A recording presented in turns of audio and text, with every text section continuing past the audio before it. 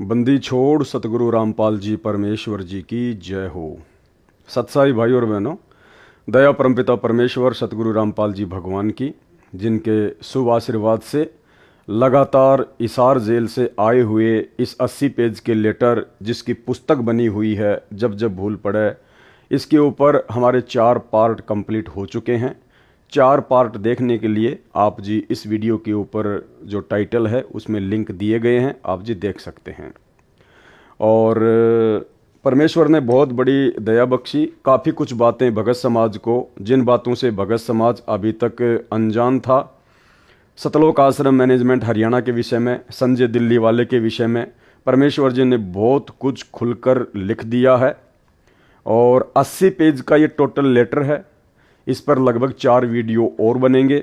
तो भाई और बहनों, आज हम 40 से लेकर 50 पेज तक पढ़ेंगे और 40 से 50 के बीच में परमात्मा ने संजय दिल्ली वाले के अज्ञान और पाखंड के ऊपर गीता जी से बहुत सारे श्लोकों को लेकर उनका खंडन किया है, उसकी झूठ का पर्दाफाश किया है।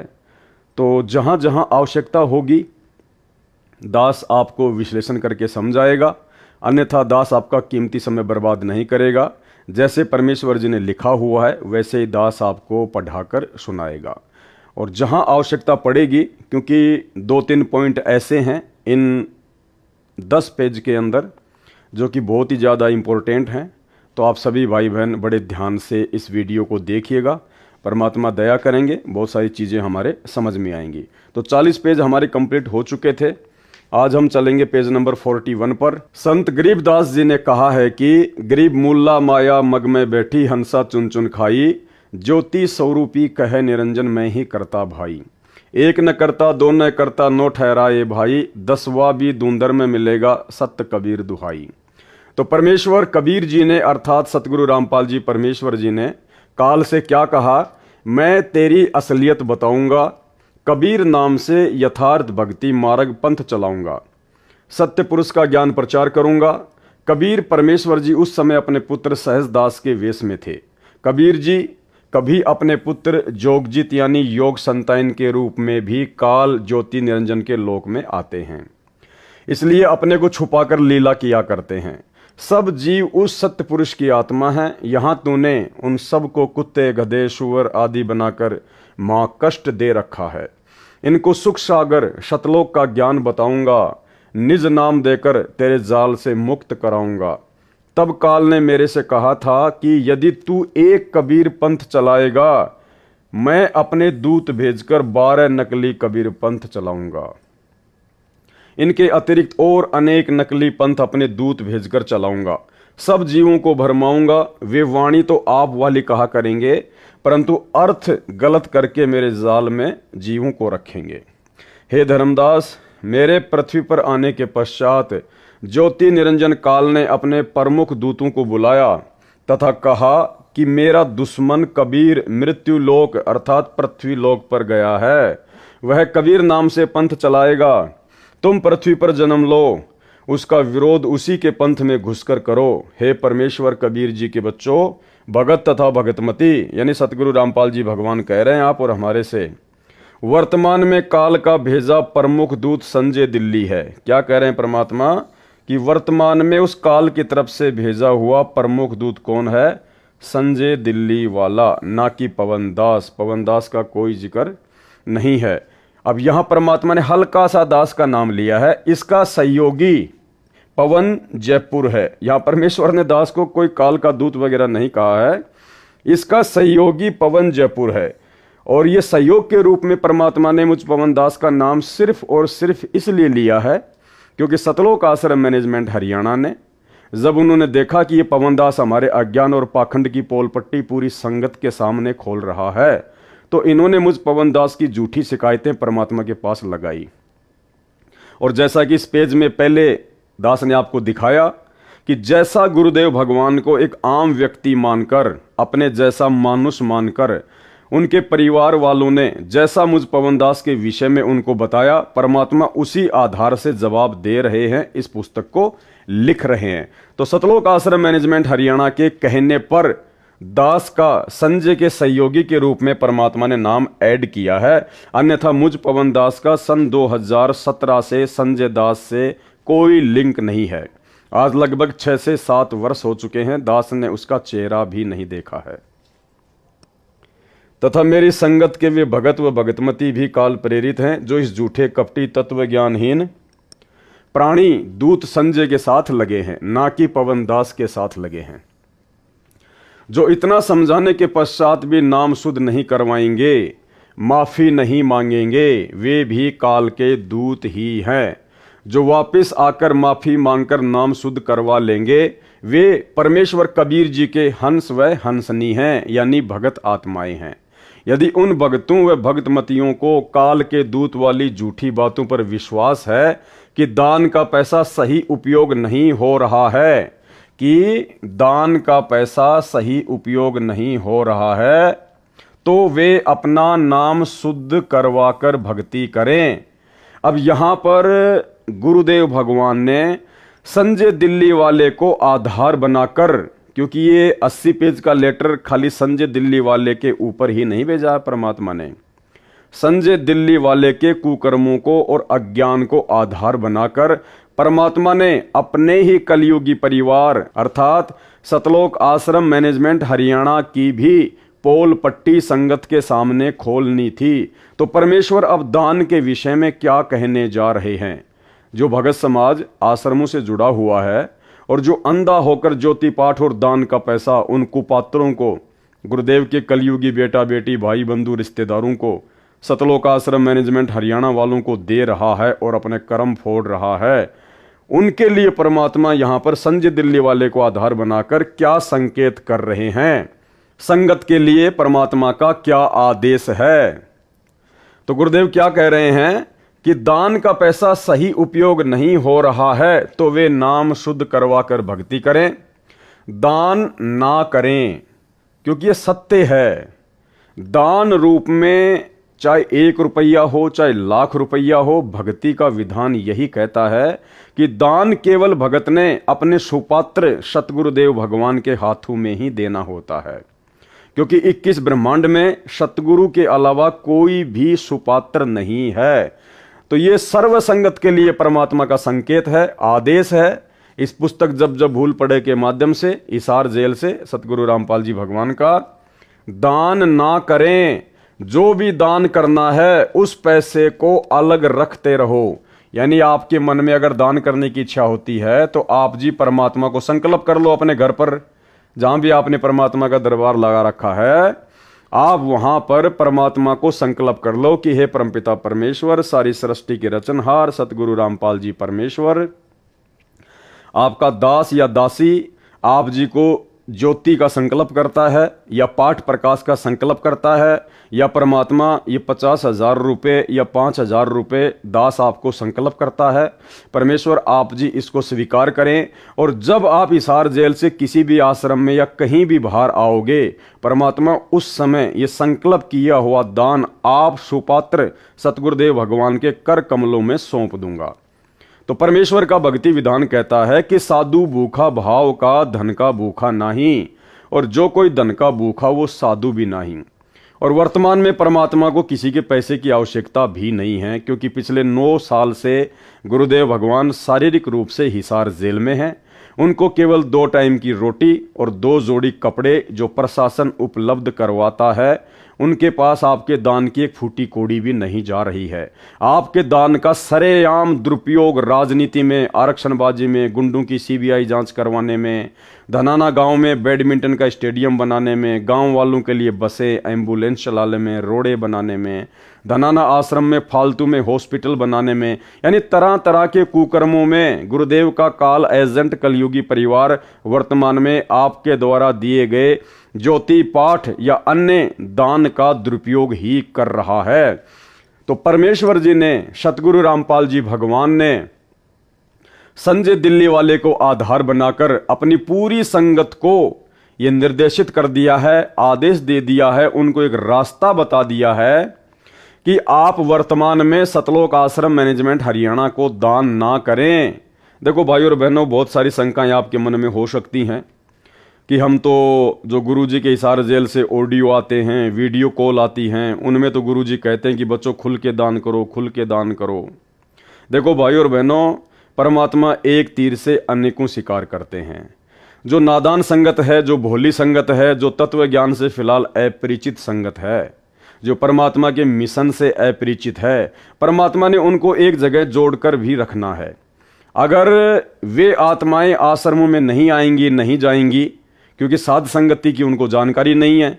साध संगति से जुड़ने के लिए उनको डराया जाता है, धमकाया जाता है कि तुम्हारा नाम खंड हो जाएगा, तुम्हारा पीला पर्चा निकाल देंगे, तुम्हारी नो एंट्री कर देंगे, गुरुजी के पास तुम्हारी शिकायत भेज देंगे, तुम्हें गुरुद्रोही घोषित कर देंगे, गुरुजी के आने के बाद तुम्हें आश्रम में एंट्री नहीं देंगे। तो उन आत्माओं को इस प्रकार से डरा दिया गया है। अब वे आत्माएं जो ज्ञान में कमजोर हैं, साध संगति से नहीं जुड़ पा रही हैं, गुरुजी के ज्ञान को आधार नहीं बना पा रही हैं, तो गुरुदेव को पता है कि ऐसी स्थिति में घर बैठकर भी भक्ति सफल नहीं की जा सकती जब तक भगत को ज्ञान पूर्ण नहीं है।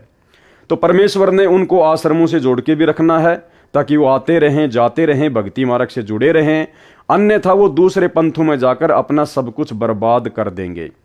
दूसरा, परमात्मा ने थोड़ा बहुत ज्ञान प्रचार भी इन लोगों के माध्यम से करवाना है, सतलोक आश्रम मैनेजमेंट हरियाणा के माध्यम से।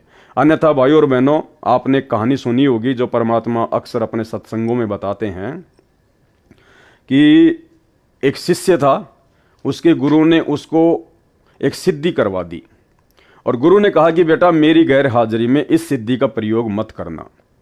गुरु कुछ दिन के लिए बाहर चला गया। पीछे से चेले ने देखा कि भाई सारा काम मुझे करना पड़ रहा है, गुरुजी ने मुझे एक सिद्धि करवाई थी, क्यों ना मैं उस सिद्धि का प्रयोग करूं। उसने सिद्धि का प्रयोग किया। तुरंत वहां पर एक जो है वो जिन्न प्रकट हो गया और जिन्न ने कहा कि भाई मुझे काम बता, अगर काम नहीं बताएगा तो मैं तेरी गर्दन मरोड़ूंगा। तो उसने काम बताया कि गांव से जाके आटा लिया, वो फटाफट आटा मांग के ले आया, लकड़ी इकट्ठी करके ले आ, लकड़ी ले आ, रोटी बना, रोटी बना दी, झाड़ू निकाल दी। अब उसने देखा भाई इसको क्या काम बताऊं, और वो बोला मुझे काम पे लगा के रखना, अगर मुझे तूने फ्री छोड़ दिया तो मैं तेरी गर्दन मरोड़ूंगा। अब चेलाराम बड़ा दुखी, बड़ा परेशान हो गया, रो रो के गुरुजी को याद करने लगा कि आज ये मुझे मारेगा। इतने में गुरुजी उसको आते हुए दिखाई दिए। चेलाराम दौड़ के गया, गुरुजी के चरणों में गिर गया, रोने लगा। बोला भाई क्या हुआ? बोला गुरुजी बस पूछो मत, क्या हुआ? बोला तूने वो सिद्धि यूज कर ली क्या? बोले हाँ गुरुजी। अरे बोला नालायक, मैंने तुझे मना किया था ना कि मेरी एब्सेंस में सिद्धि यूज मत करना। क्या हुआ? गुरुजी ऐसे ऐसे उसने सारा काम कर दिया। अब वो कह रहा है कि मुझे काम बता, नहीं तो मैं तेरी गर्दन मरोड़ूंगा। तो गुरुदेव ने कहा कि चल उसको ऐसा बोल कि वो एक लंबा सा बांस लेके आ जाए। तो उसने कहा कि भाई तू एक लंबा सा बांस लेके आ जा। वो फटाफट एक बांस लेके आ गया। अब इसको ये बोल कि जमीन में इसको गाड़ दे बांस को। उसने फटाफट खोद के गड्ढा और जमीन में बांस को गाड़ दिया। फिर गुरुदेव ने कहा कि अब इसको बोल कि इस बांस के ऊपर चढ़ और उतर, जब तक मैं तुझे दूसरा काम ना बताऊं तब तक तू इस बांस के ऊपर चढ़ेगा और उतरेगा, चढ़ेगा उतरेगा, यही काम तू करता रहे। तो उसने ऐसा ही किया। जिन अपने काम पे लग गया और चेले राम की जान बच गई। तो भाइयों और बहनों, ये जो सतलोक आश्रम मैनेजमेंट हरियाणा है ना, ये है जिन्न, ये भगत नहीं है। भक्ति के तो आसपास भी नहीं है ये लोग। गुरुदेव भगवान को पता है कि ये जिन्न हैं, ये भूत हैं, ये काल के एजेंट हैं। भक्ति तो इनसे हो नहीं सकती, अच्छे कर्म तो इनसे हो नहीं सकते। इनको यदि किसी ने किसी काम पर लगाकर नहीं रखा तो ये और ज्यादा अपने कर्म बिगाड़ेंगे, मेरी संगत की भी ऐसी की तैसी करेंगे। तो परमेश्वर ने इनको एक प्रकार से ज्ञान प्रचार की सेवा दे दी कि तुम्हारे बस का केवल यही है और भक्ति वक्ति तुम्हारे बस की बात नहीं है। तुम ये भंडारे करते रहो, संगत को जोड़े रखो, और जो तुम्हारी हार्दिक इच्छा थी माया की, धन प्राप्ति की, जिसके लिए तुम भक्ति कर रहे थे, अपने गुरुजी से जुड़े हुए थे, तो खोलो आश्रम, बनाओ आश्रम, लगाओ इन पत्थरों में पैसा। तुम और संगत दोनों इसी प्रकार से आपस में जुड़े रहो। अगर परमात्मा इनको इस प्रकार की छोटी मोटी सेवाएं ना देते, हालांकि गुरुदेव ने इनको ये आश्रम बनाने की सेवा अपनी तरफ से नहीं दी, इन काल एजेंटों ने गुरुजी को जेल में जाके सलाह दी। तब गुरुजी को तो मालूम था इन सब बातों का कि ये तो जिन है, यदि इनको किसी ने किसी काम पे नहीं लगा के रखा तो ये तो संगत का सत्यानाश कर देंगे, और मेरी संगत जो अभी अज्ञान है, तत्व ज्ञान से अपरिचित है, ये दूसरे पंथों में जाके अपने कर्म फोड़ेगी। इससे अच्छा है कि मेरे पंथ में, इन्हीं आश्रमों में मर्यादा तोड़कर भी पड़े रहेंगे तो कम से कम मेरे चरणों में तो रहेंगे, आज नहीं तो कल ठोकर खाकर फिर वापस लाइन पर आ जाएंगे। तो भाई और बहनों, पूरी राम कहानी ये है। इसलिए परमात्मा ने सतलोक आश्रम मैनेजमेंट हरियाणा को इस प्रकार से आश्रम वगैरह बनाने की छूट दे रखी है, और ज्ञान प्रचार के माध्यम से इनके थोड़े बहुत जो कर्म है वो जो है बनते रहें। तो अब परमात्मा इस 80 पेज के लेटर के माध्यम से जो समझदार आत्माएं होंगी, सतलोक आश्रम मैनेजमेंट हरियाणा के पीछे जुड़ी हुई लाखों की संगत में जो कुछ एक समझदार भगत आत्माएं होंगी, जिनको थोड़ा बहुत गुरुदेव का ज्ञान समझ में आना लगा होगा, अब वो आत्माएं समझ जाएंगी इस 80 पेज के लेटर को पढ़कर कि हाँ, गुरुदेव भगवान संजय दिल्ली वाले को आधार बनाकर और अपनी पूरी संगत को क्या संदेशा देना चाह रहे हैं। तो परमेश्वर कह रहे हैं कि दान ना करें, जो भी दान करना है उस पैसे को अलग रखते रहो। ज्योति स्वयं जलाओ, परमात्मा कह रहे हैं ज्योति अपने घर पे जलाओ ना। अरे तुम ज्योति के 2100 रुपए सतलोक आश्रमों में जाकर जमा करवाते हो, और मान लीजिए वो तुम्हारी ज्योति जला रहे हैं, तो वो कितना घी जलाएंगे? 1.25 किलो घी। 1.25 किलो घी कितने का आया? 750 रुपए का। और तुम कितने दे रहे हो? 2100 रुपए। अब तुम्हें यह भी नहीं पता कि बाकी के पैसे तुम्हारे कहां लग रहे हैं, किस सेवा में लग रहे हैं, क्योंकि राजनीति में भी लग रहे हैं, आरक्षणबाजी में भी लग रहे हैं, गुंडों की सीबीआई जांच में भी लग रहे हैं, अपनी मौज मस्ती में भी लग रहे हैं, फालतू में आश्रमों पे आश्रम बनाए जा रहे हैं, उन पत्थरों में भी पैसे बर्बाद हो रहे हैं। तो ये विचार आप लोगों ने करना पड़ेगा कि 2100 रुपए देने के बजाय इन कुपात्रों को आप जी 2100 रुपए का 3 किलो घी लाके अपने घर पे जोत जलाओ ना परमात्मा की, उससे कहीं ज्यादा आपको लाभ मिलेगा। आप 2100 रुपए दे रहे हो, आपके 750 रुपए का मान लीजिए वो घी की आपकी ज्योति भी जला रहे हैं, तो आपको लाभ कितना हुआ? खाली 750 रुपए तक का ही तो होगा। और वो भी कन्फर्म नहीं है, वो भी कन्फर्म नहीं है कि आपके 750 रुपए का घी जलाया जा रहा होगा।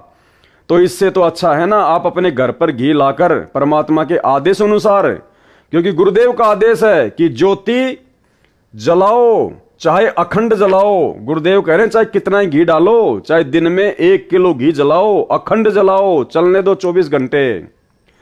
जब दास बड़ी जेल से आए, यानी जब सतगुरु रामपाल जी भगवान हिसार जेल से बाहर आए, तब सारा पैसा दान कर देना, उस समय अपने गुरुजी के हाथों में दे देना वो पैसा। परंतु कुपात्र को दान देना तो कुछ लाभ नहीं मिलेगा, परंतु कुपात्र को दिए गए दान का कुछ भी लाभ नहीं मिलेगा। और ये सतलोक आश्रम मैनेजमेंट हरियाणा कुपात्र है, संजय दिल्ली वाला कुपात्र है, और मैं पवन दास ज्योति तथा पाठ का पैसा किसी से लेता नहीं। तो भाई और बहनों, अपना पैसा संकल्प करके अपने घर पर रखिए, परमात्मा की ज्योति का घी जलाओ, अखंड जलाओ, मालिक का आदेश आ गया है। और जितना भी आपको दान करना है गुरुदेव को संकल्प कर लो, साधु भूखा भाव का धन का भूखा नाई। उसी समय आपका पैसा गुरुजी के पास में पहुंच जाता है। बाकी जो कागज के टुकड़े हैं वो परमात्मा आने के बाद में ले लेंगे। तो स्पष्ट आदेश है सतगुरु रामपाल जी भगवान का। देखो भाई और बहनों, ये परमात्मा है, और इस समय गुरुदेव भगवान को अच्छे से पता है कि मेरी संगत के ऊपर काल का जबरदस्त पहरा है। काल स्वयं तो सबके सामने आता नहीं है, काल अपने एजेंटों के माध्यम से अपना काम करता है। और एजेंट वर्तमान में सतलोक आश्रम मैनेजमेंट हरियाणा बना हुआ है, गुरुजी के बेटा बेटी भाई बंधु रिश्तेदार और ये चंद कोऑर्डिनेटर लोग बने हुए हैं। अब आप लोगों ने क्या करना है, डिसीजन आपके हाथ में है। परमात्मा ने आप तक संदेशा भिजवाना था, भिजवा दिया। अब गुरुदेव भगवान आपका हाथ पकड़ के नहीं रोकेंगे कि आप आश्रमों में मत जाओ, या वहां जाकर ज्योति पाठ का पैसा मत दो, या भंडारे में मत जाओ। परमात्मा का केवल इतना ही काम है, आप तक संदेशा पहुंचाना, और उस संदेश को समझने के लिए आपको परमात्मा ने तत्व ज्ञान दे रखा है। उसके बावजूद भी यदि आप नादानी करोगे तो आने वाले समय में परिणाम भी आप ही भोगोगे। तो ये स्पष्ट संकेत सतगुरु रामपाल जी भगवान की करोड़ों की संगत को संजय दिल्ली वाले को माध्यम बनाकर परमेश्वर जी ने दिया है। एक बार फिर से पढ़ लो। कि दान का पैसा सही उपयोग नहीं हो रहा है तो वे नाम शुद्ध करवा कर भक्ति करें, दान ना करें। जो भी दान करना है उस पैसे को अलग रखते रहो। ज्योति स्वयं जलाओ, अपने घर पर जलाओ, चाहे अखंड जलाओ, कितना ही घी जलाओ। जब दास बड़ी जेल से आए, अर्थात जब सतगुरु रामपाल जी भगवान हिसार जेल से बाहर आए, तब सारा पैसा दान कर देना, परंतु कुपात्र को दान देकर तो कुछ लाभ नहीं मिलता। और यही कारण है पिछले 9 वर्षों से हजारों की संख्या में सतगुरु रामपाल जी भगवान की आत्माएं काल की भेंट चढ़ चुकी हैं, अकाल मौत मर चुकी हैं। इन आश्रमों में आते जाते समय, हिसार की तारीखों पे आते जाते समय, और भी ना जाने बहुत सारे कारणों से, क्योंकि भगत समाज ने सतलोक आश्रम मैनेजमेंट हरियाणा की मनमानियों में बढ़ चढ़ के सहयोग किया है और कुपात्र को दिए गए दान का कोई लाभ मिलता नहीं, परमात्मा ने लिख दिया। और भगत समाज को कोई लाभ मिलना नहीं था, मर्यादा सबकी खंडित हो गई कुपात्रों को ज्योति पाठ और दान का पैसा देने के चलते, उनके मनमाने आचरण में उनका सहयोग करने के चलते, हिसार की तारीख हुए जा जाके प्रशासन को परेशान करने के चलते, मर्यादा किसी की बची नहीं, भक्ति किसी की बन नहीं रही, तो सबकी दुर्गति, घर घर में लड़ाई झगड़ा और कलह इस समय सतलोक आश्रम मैनेजमेंट हरियाणा से जुड़ी हुई संगत में है।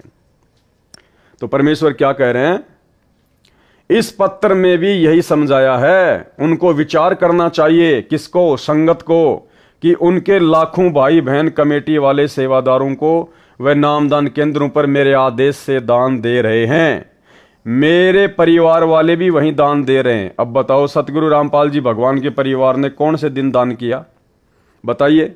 आप खुद गुरुजी के बेटा बेटी भाई बंधु रिश्तेदारों को सौगंध खिलाकर कि तुझे गुरुजी की सौगंध है, बता तूने कितने रुपए दान दिए बरवाला कांड के बाद में। वो बोलेंगे हम तो दान लेने वाले हैं, देने वाले थोड़ी हैं। अरे सतलोक आश्रम मैनेजमेंट हरियाणा अर्थात गुरुजी का परिवार अर्थात कमेटी, ये एक ही है। और ये लोग तो दान लेते हैं संगत से, इन्होंने कभी दान दिया नहीं है, ये तो लेते हैं। तो विचार करना चाहिए भाइयों बहनों। परमात्मा ने जो हकीकत थी वो ऊपर बता दी, और यहां गुरुदेव ने संकेत भी कर दिया कि मेरे परिवार वाले भी वहीं पर दान दे रहे हैं, जबकि गुरुदेव का परिवार 1 रुपया भी जेब से निकाल के नहीं देता, 1 रुपया भी, क्योंकि उनके पास में अपना पैसा है ही नहीं, उनके पास में पैसा है ही नहीं। वो तो खुद संगत के दान के ऊपर हराम के टूक तोड़ रहे हैं, संगत के दान के ऊपर अपना पेट भर रहे हैं, वो कहां से दान करने वाले हैं। तो ये संकेत है परमात्मा का, समझदार समझ जाएंगे। क्या उन्होंने सब जांच पड़ताल नहीं की होगी? गुरुदेव कह रहे हैं क्या संगत ने मेरे परिवार वालों को ज्योति पाठ और दान का पैसा देने से पहले क्या जांच पड़ताल नहीं की होगी? इशारा कर रहे हैं परमात्मा कि संगत नादान है, बेखबर है। क्या उन्होंने सब जांच पड़ताल नहीं की होगी कि दान का पैसा ठीक खर्च हो रहा है? जांच पड़ताल तो बिल्कुल हो गई। सत्सेवकों ने सैकड़ों वीडियो बना दिए इनके कुकर्मों के ऊपर। इन्होंने धनाना गांव में धनाना गांव वालों के लिए 50 लाख रुपए जो भक्तों का ज्योति पाठ और दान का पैसा था, बैडमिंटन का स्टेडियम बना दिया। तो ये पैसा बर्बाद हो रहा है ना। हरियाणा के जाट आरक्षण में इन्होंने करोड़ों रुपया जाट आरक्षण संघर्ष समिति को दिया चंदे के रूप में। क्या ये पैसे का दुरुपयोग नहीं है? क्या इन्होंने उन कुपात्रों को दान नहीं दिया? तुमने तो मैनेजमेंट वाले कुपात्रों को दे दिया। मैनेजमेंट ने हरियाणा के जाट आरक्षण में उन जगत वाले कुपात्रों को दे दिया। राजस्थान में राजपूत करणी सेना को 5 लाख रुपए नगद आनंदपाल सिंह की सीबीआई जांच के लिए दिया। तुमने तो दिया उन कुपात्रों को पैसा, मैनेजमेंट वालों को। उन कुपात्रों ने आगे राजपूत करणी सेना वाले कुपात्रों को पैसा दे दिया। सरेआम तुम्हारे दान का दुरुपयोग। क्या उन्होंने सब जांच पड़ताल नहीं की होगी कि दान का पैसा ठीक खर्च हो रहा है या गलत है? देखो संकेत कर रहे हैं परमात्मा ये प्रश्नवाचक चिन्ह लगाकर कि गलत। उनको विश्वास है कि पैसा सही प्रयोग हो रहा है। आपको भी विश्वास करना चाहिए। बिल्कुल नहीं कर सकते, क्योंकि ये हमारी परीक्षा है। परमात्मा परीक्षा लेगा। हम कैसे विश्वास करेंगे जब गुरुदेव भगवान ने सत्संगों में कह दिया कि तुम्हारे सतगुरु के अलावा धरती पर कोई भी सुपात्र नहीं है, दान लेने का अधिकारी नहीं है। फिर हम कैसे अपने जैसे 2 कोटि के जीवों को पैसा देके विश्वास करें? कर ही नहीं सकते। गुरु बिन दान पुण्य जो कर ही मिथ्या होय कभू न फल ही। गुरु बिन माला फेरते, गुरु बिन देते दान, गुरु बिन दोनों निष्फल है, चाहे पूछो वेद पुराण। ये है परमात्मा का विधान। तो ये जो लाइन लिखी है परमात्मा ने, आपको भी विश्वास करना चाहिए।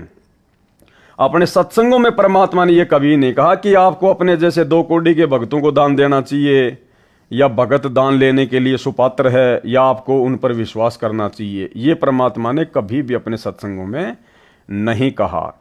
इसलिए ये हम भक्तों की परीक्षा है। बात अब ज्योति के 2100 रुपए की करता हूं। कबीर कहे कबीर पुकार के, दोए बात लख ले, एक साहिब की भक्ति व भूखों को कछु दे। कबीर धन चाहे तो दान कर, मुक्ति चाहे जप नाम, जो कोई दोनों नी इच्छा करे, करे सब ही काम। कबीर गुरु से शिष्य जब दीक्षा मांगे, मन कर्म वचन धरे धन आगे। गुरु से शिष्य जब दीक्षा मांगे, तो आप दीक्षा किससे मांग रहे हो भाई? आपको तो सतलोक आश्रम मैनेजमेंट हरियाणा दीक्षा दे रहा है, आपको तो अपने जैसे 2 कोड़ी के जीव दीक्षा दे रहे हैं। तो मन कर्म वचन और वो धन अपने गुरुजी के सामने रखा जाता है, ना कि भगत भाइयों के सामने। गरीबदास जी ने कहा है कि तन मन धन सब अर्पिए, भक्ति मुक्ति के काज, और जिनके उर में बंदगी, तो क्या इंदर का राज। कबीर 10वां अंश गुरु को दीजिए, जीवन जन्म सफल कर लीजिए। और तुम दान रूप में 10वें अंश का पैसा किसको दे रहे हो? सतलोक आश्रम मैनेजमेंट हरियाणा को। जबकि 10वें अंश का पैसा दान रूप में किसको दिया जाता है? अपने गुरु को। तो टोटल भक्ति विधान के खिलाफ आपका हर एक कदम बढ़ रहा है। गीता अध्याय 3 श्लोक 10-15 में भी यही कहा है कि श्लोक नंबर 10, प्रजापिता यानी परमेश्वर कबीर जी ने सृष्टि के प्रारंभ में प्रजाओं की तथा यज्ञों अर्थात धार्मिक अनुष्ठानों के ज्ञान की रचना करके यानी सूक्ष्म वेद बताकर कहा कि तुम प्रजाजन मेरे द्वारा बताए धार्मिक अनुष्ठान विधान के अनुसार धार्मिक क्रिया करके उसके द्वारा वृद्धि को प्राप्त हो जाओ, यानी धनी बनो व भक्ति से भगत बनो। ये विधान अनुसार किया धार्मिक अनुष्ठान तुम सब साधकों को इच्छित पदार्थ प्राप्त करवाने वाले हों। मेरे अतिरिक्त जितने भी गीता के अनुवाद करता हैं, गुरुदेव भगवान कह रहे हैं, मेरे अतिरिक्त जितने भी गीता के अनुवाद करता हैं उन सब ने ब्रह्मा को प्रजापति लिखा है, उनकी बुद्धि काल ने बंद कर रखी है। श्लोक नंबर 11, इस यज्ञ यानी मर्यादा में रहकर किए गए धार्मिक अनुष्ठान द्वारा देवताओं को उन्नत करो। वे देवता तुम सब साधकों स्त्री पुरुष को उन्नत करें, यानी भौतिक व आध्यात्मिक धन के धनी बनाएं। इस प्रकार निस्वार्थ भाव से आपस में एक दूसरे को उन्नत करते हुए तुम सब पर यानी ज्योति निरंजन वाले मोक्ष लाभ से दूसरा जो पूर्ण मोक्ष लाभ है उस कल्याण को प्राप्त हो जाओ। गीता अध्याय 15 श्लोक 1 से 4 में पूर्ण ब्रह्म को तो वृक्ष की जड़ बताया तथा अक्षर पुरुष को तना, क्षर पुरुष ज्योति निरंजन को डार, तीनों देवताओं रजगुण ब्रह्मा, सतगुण विष्णु, तमगुण शिव को शाखा तथा पत्तों को संसार बताया है। इन श्लोकों में उसी के आधार से कहा है कि शास्त्र विधि अनुसार यानी गुरु मर्यादा में रहकर धार्मिक अनुष्ठान करके यानी पूर्ण ब्रह्म की जो वृक्ष की मूल है सच्चाई पूजा करो, जिससे देवता रूपी शाखा बढ़ेंगी, यानी देवताओं के पास सत्य साधक के शुभ कर्म व पुण्य कर्म जमा हो जाएंगे। ये देवता कर्म का फल ही देते हैं, इसलिए कहा है। याद रखें, इस अध्याय 3 के श्लोक 15 में स्पष्ट है कि ब्रह्म यानी ज्योति निरंजन काल ब्रह्म की उत्पत्ति अविनाशी परमात्मा कबीर जैसे हुई है। वह सर्वगतम ब्रह्म सर्वव्यापी परम अक्षर परमात्मा नित्यम नित्य ही सदा ही धार्मिक अनुष्ठानों में प्रतिष्ठित है, यानी इष्ट रूप में पूज्य है। जैसे गीता अध्याय 15 श्लोक 1 से 4 तथा 16 से 15 में कहा है कि यह संसार पीपल के उल्टे लटके पेड़ के समान है, जिसकी जड़ तो ऊपर परम अक्षर परमात्मा जानो तथा नीचे तीनों गुणों रजगुण ब्रह्मा, सतगुण विष्णु तथा तमगुण शिव को शाखा जानो। जो इस संसार रूप वृक्ष के सर्व भागों को जानता है कि उस संसार रूप वृक्ष का तना कौन देव है, डार कौन देव है, जड़ कौन प्रभु है, शाखाएं कौन देवता हैं, पत्ते क्या कहें। जो व्यक्ति उस संसार रूप वृक्ष को इस प्रकार विस्तार से जानता है वह संत वेद के तात्पर्य को जानने वाला है, यानी तत्वदर्शी संत है। कबीर परमेश्वर जी स्वयं सतगुरु बनते हैं तथा तत्व ज्ञान बताते हैं। क्या कह रहे हैं गुरुदेव? कबीर परमेश्वर जी स्वयं सतगुरु बनते हैं। क्या बनते हैं? सतगुरु, जो आज सतगुरु बनकर आप और हमारे बीच में प्रकट हैं। कबीर परमात्मा स्वयं ही सतगुरु की भूमिका निभाते हैं। परमेश्वर कबीर जी ने बताया है कि कबीर अक्षर पुरुष एक पेड़ है, निरंजन वा की डार, तीनों देवा शाखा हैं, पात रूप संसार। इसका विस्तृत वर्णन पहले इसी पत्र समझा है तो सिर धर पांव में कर दिया है। यहाँ पर अध्याय 3 के श्लोक 10-15 का इसी प्रकरण से संबंध है, इसलिए आंशिक वर्णन करना अनिवार्य था, वह किया है ताकि इनका यथार्थ भाव पढ़ने वाले को आसानी से समझ में आ जाए। Page number 43। गीता अध्याय 3 श्लोक 12। धार्मिक अनुष्ठान जो गुरु जी की आज्ञा से करवाए जाते हैं। धार्मिक अनुष्ठान क्या है? ज्योति करवाना, पाठ करवाना, भंडारा करवाना। क्या कह रहे हैं सतगुरु रामपाल जी भगवान कि धार्मिक अनुष्ठान जो गुरु जी की आज्ञा से करवाए जाते हैं।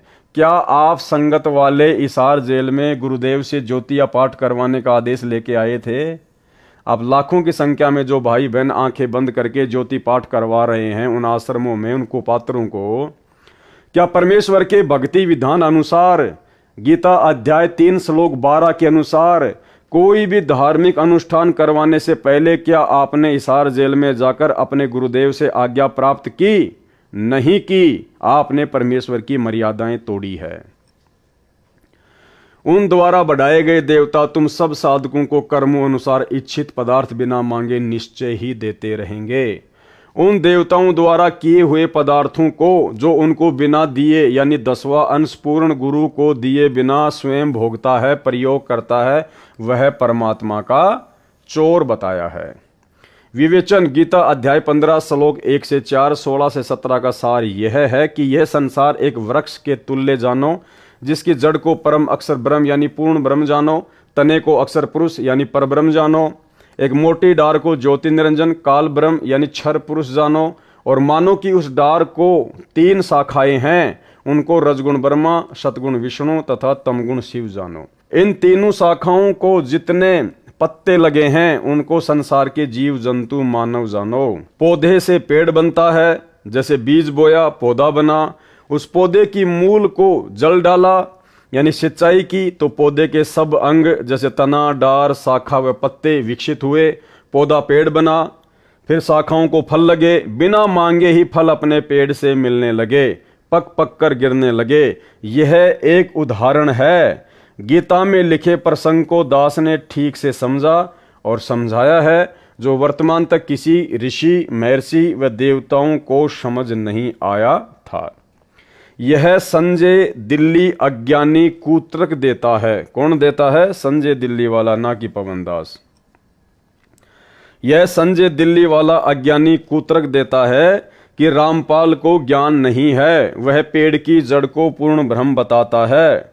संजय स्वयं मूर्ख है, उसे सब मूर्ख लग रहे हैं, मूर्ख को सब मूर्ख ही लगते हैं। दास ने कहा है कि न तो पेड़ पूर्ण ब्रह्म है, न उसकी जड़, न मिट्टी जिससे पेड़ को पोषक तत्व प्राप्त होते हैं। यह तो प्रकरणवश उदाहरण देकर गीता में तथा सूक्ष्म वेद में अध्याय ज्ञान समझाया है। परमात्मा कहते हैं जो मैंने उदाहरण दिया है ना कि अक्षर पुरुष एक पेड़ है, निरंजन वा की डार, तीनों देवा शाखा हैं, ये पात रूप संसार।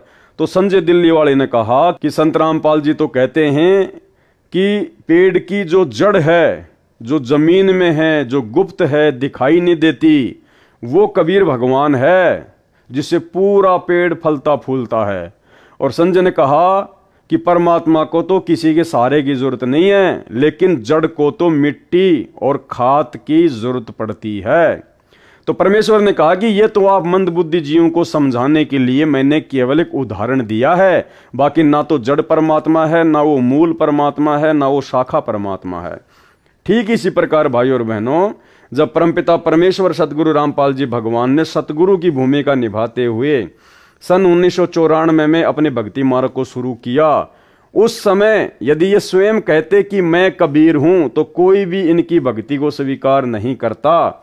इसलिए परमात्मा ने हमें भक्ति पर लगाकर ज्ञान समझाने के लिए इस कागज की काल्पनिक फोटो को कबीर भगवान की फोटो बताया, केवल एक उदाहरण के रूप में। जिस प्रकार यहां कह रहे हैं परमात्मा कि ना तो वो जड़ परमात्मा है, ना वो शाखा परमात्मा है, यह तो प्रकरणवश उदाहरण देकर गीता में तथा सूक्ष्म वेद में अध्याय ज्ञान समझाया है। तो इसी प्रकार जो आज भोली संगत है, करोड़ों की संगत है, इस काल्पनिक कागज की फोटो को कबीर भगवान मानकर अपने घर पर रखती है, इसको दंडवत करती है। आश्रमों में इसके बड़े बड़े पोस्टर लगाए जाते हैं, जून के महीने में कबीर प्रकट दिवस मनाया जाता है। ये संगत की नादानी है। ये तो केवल परमात्मा ने एक उदाहरण के रूप में हमारे सामने पेश की, अन्यथा ये कागज का टुकड़ा भगवान नहीं है। असली भगवान कबीर देव तो सतगुरु रामपाल जी के रूप में धरती पर प्रकट हैं।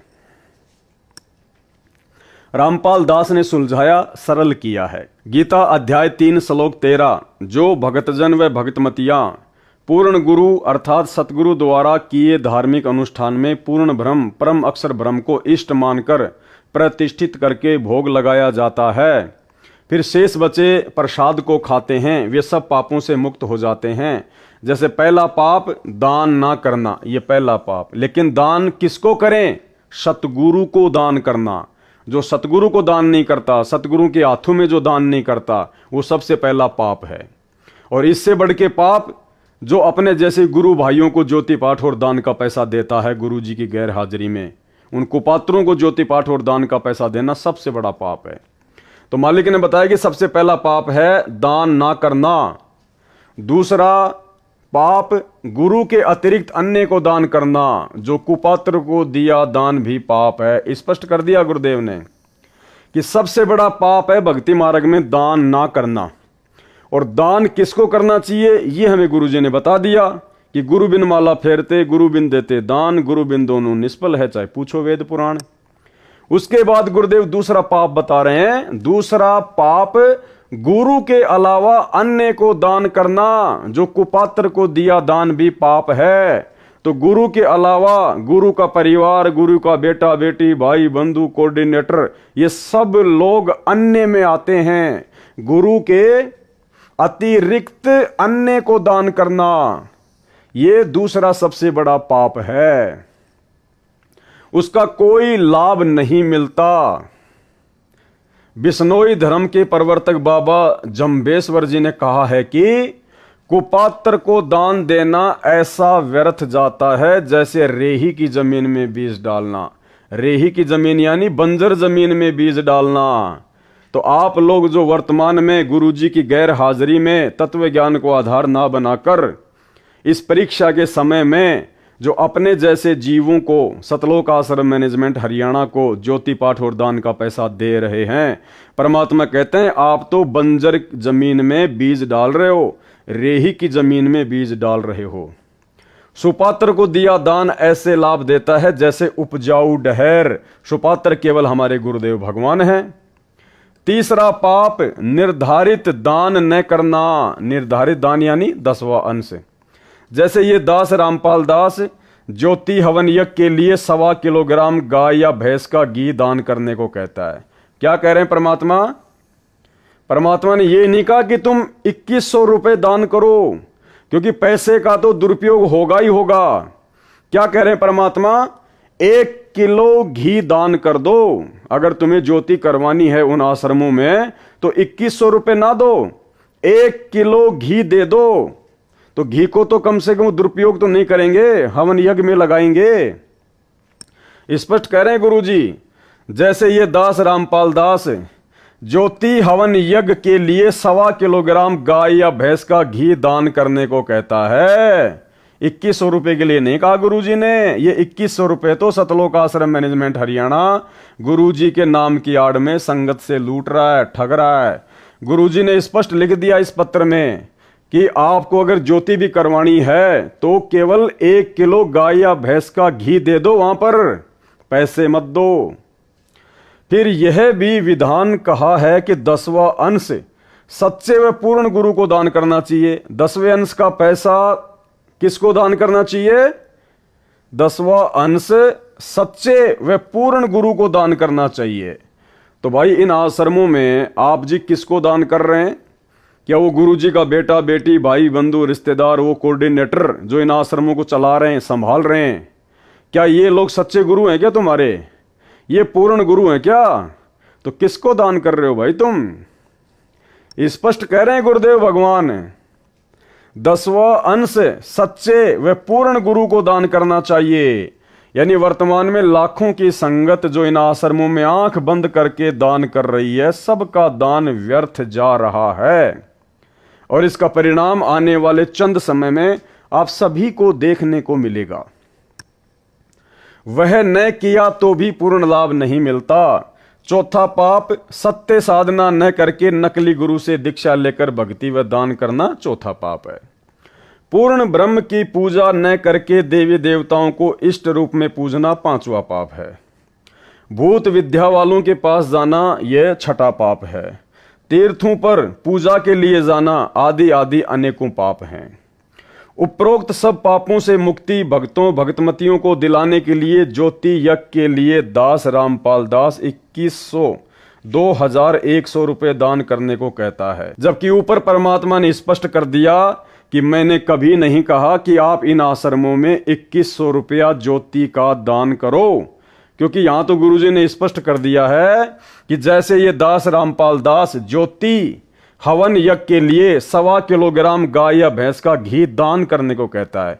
क्या दान करने को कह रहे हैं गुरुजी? केवल घी दान करने को कह रहे हैं 1 किलो। अब ये बात गुरुजी क्यों बोल रहे हैं यहां पर कि जो समझदार होगा वो तो ऊपर मेरी इस बात को आधार बना के समझ जाएगा। आज के बाद इन आश्रमों में जाकर इनको पात्रों को ज्योति पाठ दान का पैसा नहीं देगा, आश्रमों में भी जाना छोड़ देगा, ज्ञान को आधार बनाकर घर को आश्रम बनाकर अपनी भक्ति करेगा, साध संगति से वो जुड़ जाएगा। और जो नादान है, जो अज्ञानी है, वो भाई मैनेजमेंट वालों को 2100 रुपए देते रहेंगे, वो अपने कर्म फोड़ते रहेंगे। क्योंकि ये पुस्तक गुरुजी ने सतलोक आश्रम मैनेजमेंट हरियाणा के माध्यम से संगत तक पहुंचानी थी। अगर परमात्मा यहां पर 2100 रुपए मैनेजमेंट वालों को देने की बात ना कहें तो ये पुस्तक आप और हमारे तक नहीं आती। दूसरी बात, जो अज्ञानी है, जो ना समझ है, जो 2100 रुपए देंगे उससे फिर ज्ञान प्रचार भी होता रहेगा। लेकिन जो ज्ञानी आत्मा होंगी वो अपने परमात्मा के संकेत को यही समझ जाएंगी कि देना है तो केवल 1 किलो घी दो। अगर आश्रम वाले मना करते हैं कि नहीं, और यदि आश्रम वाले यदि देना है तो केवल 1 किलो घी दो, और यदि आप घी लेके जाते हैं, आश्रम वाले आपको मना करते हैं कि नहीं हमें तो 2100 रुपए दो, तो उसी समय समझ जाना आपकी कोई ज्योति हवन यज्ञ नहीं करने वाले, केवल इनको माया चाहिए, इनको पैसे चाहिए। अगर आपको ज्योति ही करवानी है और उनको यदि ज्योति ही करनी है तो ज्योति होगी किससे? घी से। घी आप उनको दे रहे हैं तो उनको क्या आपत्ति है घी लेने में? भाई उनको घी लेने में आपत्ति क्यों? इसका मतलब उन लोगों को केवल माया चाहिए, पैसा चाहिए बर्बाद करने के लिए। तो संकेत कर दिया परमात्मा ने समझदार के लिए, और ना समझ भाई 2100 रुपये देता रहेगा और अपने कर्म फोड़ता रहेगा। तथा अखंड व खुला पाठ करवाने की भी प्रेरणा करता है परमात्मा, ताकि धीरे धीरे 10वां अंश भी गुरु को दान हो जाए। भगत को एक बार 10वां अंश अधिक लगता है, इस विधि से उनको पापों से बचाता है। सन 2015 के बाद हालात सामान्य होने के पश्चात, यानी बरवाला कांड के बाद जैसे ही हालात सामान्य हुए, डरे हुए भगत वापस इकट्ठा होने लगे। प्रतिवर्ष परमेश्वर कबीर जी के प्रकट दिवस पर विशाल भंडारा किया जाता रहा है। सन 2019 में तो हरियाणा तथा मध्य प्रदेश में दोनों जगह भंडारा किया गया था, जिसमें करोड़ों रुपए का पुण्य किया, तथा जंतर मंतर दिल्ली में लगातार 3 वर्ष भंडारा किया। सन 2020 में कोरोना महामारी के कारण कोई कार्यक्रम नहीं किया गया, तो भी टीवी चैनल पर परमात्मा का प्रगट दिवस मनाया, पाठ किया। अब 23 सितंबर 2020 से 3 आश्रमों में लगातार पाठ किए जा रहे हैं। आगे महीने में एक आश्रम में 2 पाठ 5-5 दिन के लिए किए जाएंगे, जो दास रामपाल दास की आज्ञा से किए जा रहे हैं। यानी इन्होंने गुरुजी से आज्ञा मांगी तो गुरुजी ने इनको कहा होगा, अन्यथा इस परीक्षा के समय में गुरु अपनी तरफ से कोई आदेश किसी को नहीं देगा। महापुण्य प्रदान करेंगे। इसके अतिरिक्त भूखों को घर घर जाकर भोजन सामग्री बांटी जा रही है। कबीर परमेश्वर जी ने कहा है कि कहे कबीर पुकार के दोए बात लख ले, एक साहिब की बंदगी और भूखों को कछु दे। देखो भाई और बहनों, भूखे को भोजन खिलाना बहुत अच्छी बात है, लेकिन गुरुदेव भगवान ने हमें क्या आदेश दिए सत्संगों में? हमें परमात्मा ने बताया कि हमने जा जाकर किसी को भोजन सामग्री बांटनी नहीं है। अगर आपके द्वार पर कोई भूखा आ जाता है, उसको आप जी भोजन खिलाइए, ना कि भोजन के पैकेट बना बना के दुनिया को झुग्गी झोपड़ियों में बांटना है। जबकि सतलोक आश्रम मैनेजमेंट हरियाणा ने कोरोना में यही किया था। इन्होंने ट्रैक्टरों में भर भर के सामान, आटा, चावल, दाल, चाय पत्ती, चीनी, इन्होंने जा जा के बांटी। लेकिन परमात्मा का क्या आदेश है भाई? वो तो परीक्षा चल रही है। परमात्मा तो आदेश देकर भी सर में जूते मरवाता है। जब परीक्षा लेनी होती है तब। वो कहानी सुनाई ना मैं गुरुजी ने सत्संग में। एक संत था, उसके बहुत सारे शिष्य थे, और संत उनको शिक्षा दिया करता था कि भाई जो गुरुजी की आज्ञा नहीं मानता वो तो नरक में जाता है, और जो अपने गुरुजी की तरफ हाथ भी कर देता है वो तो बहुत भयंकर सजा पाता है। तो सब बड़े ध्यान से सुन रहे थे। तब संत ने कहा कि भाई मेरा आदेश है, अपने पैर का जूता निकालो और मेरे सर में 5-5 जूते मारो। अब सारे शिष्य धर्म संकट में पड़ गए। बहुत देर हो गई, तब गुरु ने कहा, अरे क्या हुआ? मैं तुम्हें यही शिक्षा देता था क्या? अरे गुरु की आज्ञा का पालन नहीं करोगे तो नरक में जाओगे। अब एक तरफ तो गुरु की आज्ञा और दूसरी तरफ आज्ञा क्या? गुरु के सर में जूते मारना। अब किसी की हिम्मत नहीं पड़ी। अंत में एक शिष्य खड़ा हुआ, गुरु जी के पास आया, अपने पैर का जूता निकाला और अपने सिर में मारे 5। तो इस प्रकार से भाई और बहनों, गुरु जो है वो परीक्षा के समय में उल्टा आदेश देकर भी परीक्षा ले सकता है। और अगर इनको आदेश सतगुरु रामपाल जी भगवान की ओर से था कोरोना के समय में जा जाकर लोगों को सामग्री बांटने का, तो ये उनकी परीक्षा थी जिसमें वो लोग फेल हो गए। क्योंकि सत्संग में गुरुजी ने अपना विधान बताया। सत्संग गुरु का पक्का विधान है, अटल विधान है। कल को गुरुजी नहीं रहेंगे सतगुरु रूप में, गुरु रूप में, तब उनके सत्संग रहेंगे। हजारों साल तक जो गुरुजी का मार्ग चलेगा गुरुजी की गैर हाजिरी में, वो गुरुजी के सत्संगों के आधार से ही चलेगा। तो सत्संगों में जो गुरुजी ने अपना विधान बता दिया, जो नियम मर्यादा बता दी, वो अटल है। तो सत्संग में गुरुदेव ने क्या बताया कि आपने जा जाकर किसी को भोजन सामग्री नहीं बांटनी है। अगर आपके द्वार पर कोई भिखारी आ जाता है तो उसको खाना खिला दो। जबकि इन लोगों ने जा जाकर सामग्री बांटी है, जो कि गुरुजी के ज्ञान के विरुद्ध था। कहे कबीर पुकार के दोए बात लख ले, एक साहिब की बंदगी और भूखों को कछु दे।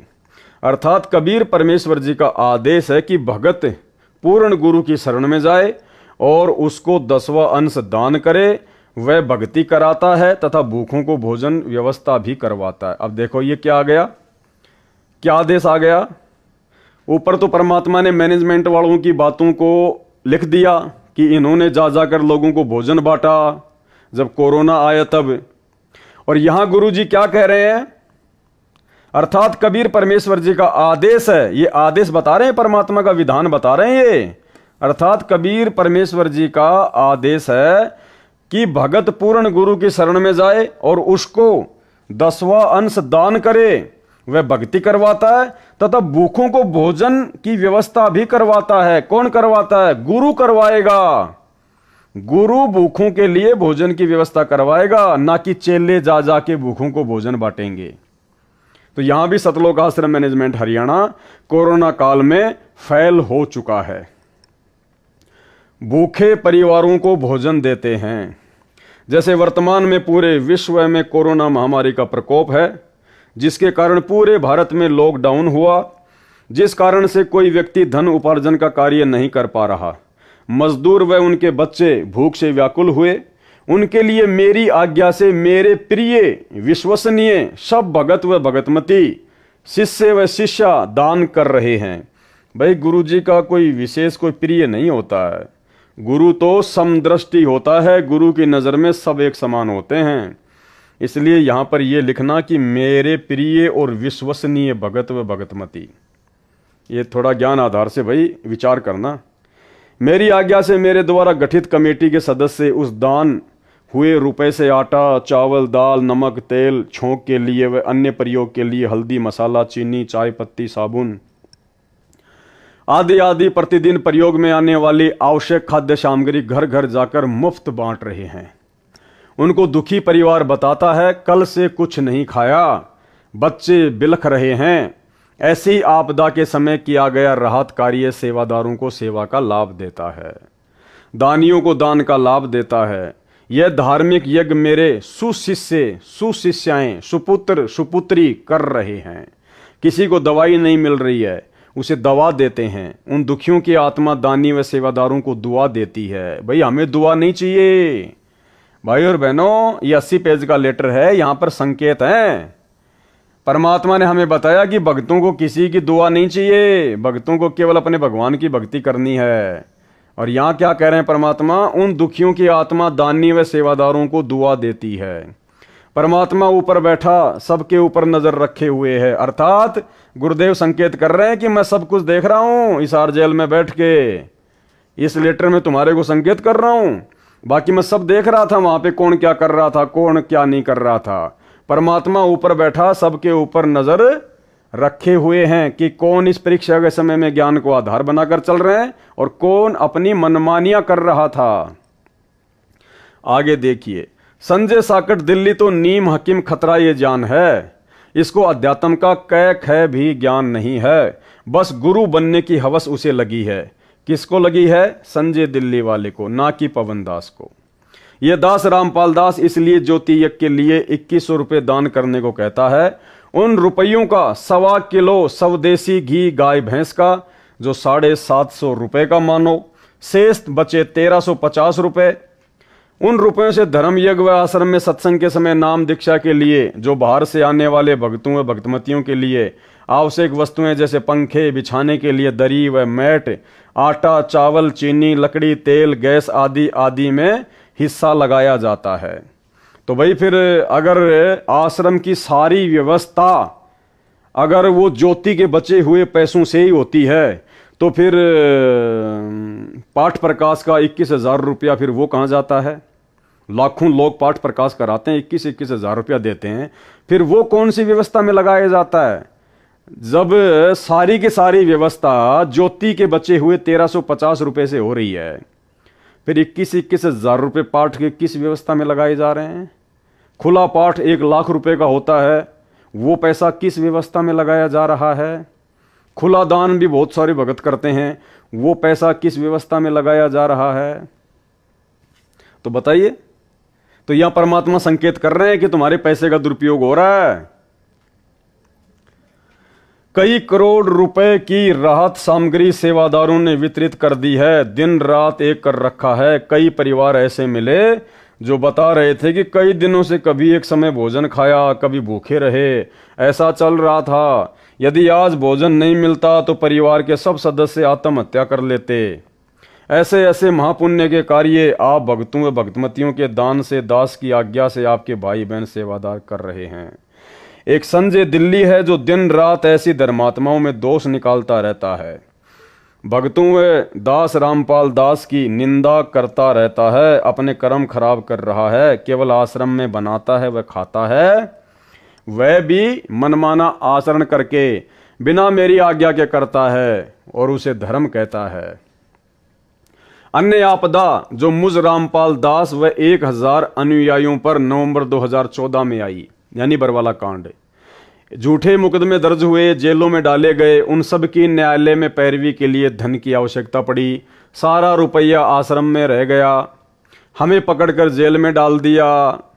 उस समय वकील करने थे, उनकी फीस देनी थी, कुछ ज्ञान के पूरे गांठ के पूरे धनवान भक्तों ने कहा कि जो भी न्यायालय के राहत पाने के लिए धन की आवश्यकता है वह सब खर्च हम वहन करेंगे। उस समय खराब परिस्थिति थी, दास ने उनसे दान नहीं लिया। जबकि भाइयों और बहनों, दास के पास में लेटर है, हिसार जेल से भेजा हुआ लेटर बताया जाता है सतलोक आश्रम मैनेजमेंट हरियाणा के द्वारा। उस लेटर में गुरुजी को भिखारी बना दिया गया। गुरुजी 50 लाख रुपए की उधार मांग रहे हैं एक भगत से, राजेंद्र से, 50 लाख रुपए की, कि भाई तू मेरे को उधार दे दे 50 लाख रुपए, और जब मैं हिसार जेल से बाहर आऊंगा ना तब तेरे को वापस दे दूंगा। क्या हमारे परमात्मा अपने भक्तों से इस प्रकार भीख मांगेंगे क्या? तो इन्होंने हर प्रकार से संगत को गुरुजी के आड़ में ठगा है जमकर। सारी संगत के दान से लगाया, क्योंकि प्रत्येक पुण्य के काम में प्रत्येक का कुछ न कुछ भाग लगना चाहिए। जो भगत जेलों में डाले गए उनका सारा खर्चा जेल का व कुछ रुपए उनके घर पर प्रति महीने खर्चे के भेजे जाते हैं। कुछ ऐसे भगत भी हैं जिन्होंने अपने वकील स्वयं किए तथा घर का खर्च भी कुछ एक नहीं लेते, परंतु उनकी संख्या नाम मात्र है। 940 भगत प्रत्येक तारीख पेशी पर हिसार आते हैं। उनके भोजन की व्यवस्था भी भगतों के दान से मुफ्त की जाती है। उनको जाते समय 2 दिन का भोजन भी साथ दिया जाता है जो दूर स्थान से आते हैं। उनको आने जाने का किराया भी दिया जाता है। कुछ एक किराया नहीं लेते, वे नाम मात्र ही हैं। इससे भगतों को महसूस नहीं हो रहा है कि हम कष्ट उठा रहे हैं, क्योंकि उनको दास के सत्संगों से ज्ञान भी हो गया है। परमेश्वर कबीर जी ने कहा है, कबीर मानव संसारी लगन में दुख सहे करोड़ा, सतगुरु शरण में आए के जो दुख सहे सो थोड़ा। अर्थात मानव स्त्री पुरुष अपने सांसारिक कार्यों में अनेकों कष्ट सहन करते हैं, मुकदमे भी होते हैं, जेलों में भी जाते हैं, यात्रा में गर्मी सर्दी में आते जाते हैं, पैसे भी खर्च होते हैं, समय भी व्यर्थ जाता है, कष्ट भी उठाते हैं। कभी कभी तो सर्दी के मौसम में रेलवे स्टेशन पर एक चद्दर में रात गुजारनी पड़ जाती है। किसी की पुत्र वधू ने आत्महत्या कर ली, सारा परिवार जेल में, धन खर्च कष्ट भी, घर का नाश हो जाता है। इसके विपरीत भगत परमात्मा की भक्ति व सतगुरु शरण में जो कष्ट उठाते हैं उनका समय व्यर्थ नहीं होता। वे भक्ति सुमरण करते करते यात्रा करते हैं, उनका खर्च हुआ किराया धर्म माना जाता है। जो हिसार कोर्ट में केस में हाजिरी के लिए तारीखों पर आते हैं उनको आम के आम गुटलियों के दाम दोनों मिलते हैं। जैसे अनेकों अनुयायी गुरुजी के दर्शन व जेल धाम पर दंडवत प्रणाम करने महीने में कई बार आते हैं। जो निकट के निवासी हैं, दूर दूर स्थान वाले भी महीने में 2 महीने में दंडवत प्रणाम करने संत दर्श को चलने का पुण्य लाभ लेने आते हैं। अब भाइयों और बहनों, संत दर्श का पुण्य लाभ ऐसे नहीं मिलता है। संत दर्श का पुण्य लाभ जब मिलता है जब आपको संत के दर्शन हो, संत का आशीर्वाद मिले, उसको संत दर्श का लाभ मिलता है। संत दर्श को चालिए तज माया अभिमान, और ज्यों ज्यों कदम आगे धरे त्यों त्यों यज्ञ समान। ये वाणी परमात्मा ने किस परिस्थिति में बोली थी? जब द्वापर युग में पांडवों का यज्ञ सफल नहीं हो रहा था और श्री कृष्ण जी 5 पांडवों को नंगे पैर सुदर्शन सुपच की झोपड़ी में लेके गए थे। उस समय के लिए परमात्मा ने ये वाणी बोली है कि संत दरस को चालिए तज माया अभिमान, क्योंकि श्री कृष्ण जी और 5 पांडव 2-3 किलोमीटर पहले ही अपने रथ से नीचे उतर गए थे, नंगे पैर हो लिए थे और परमात्मा की झोपड़ी तक गए थे। और जब वो झोपड़ी में गए तो सुपथ सुदर्शन के रूप में उनको परमात्मा के दर्शन भी हुए। क्या आज वर्तमान में हिसार जेल के आगे नाक रगड़ने वालों को संत रामपाल जी के दर्शन हो रहे हैं? क्या संत रामपाल जी का आशीर्वाद मिल रहा है? इसलिए भाइयों और बहनों, ये आप और हमारी ये परीक्षा है।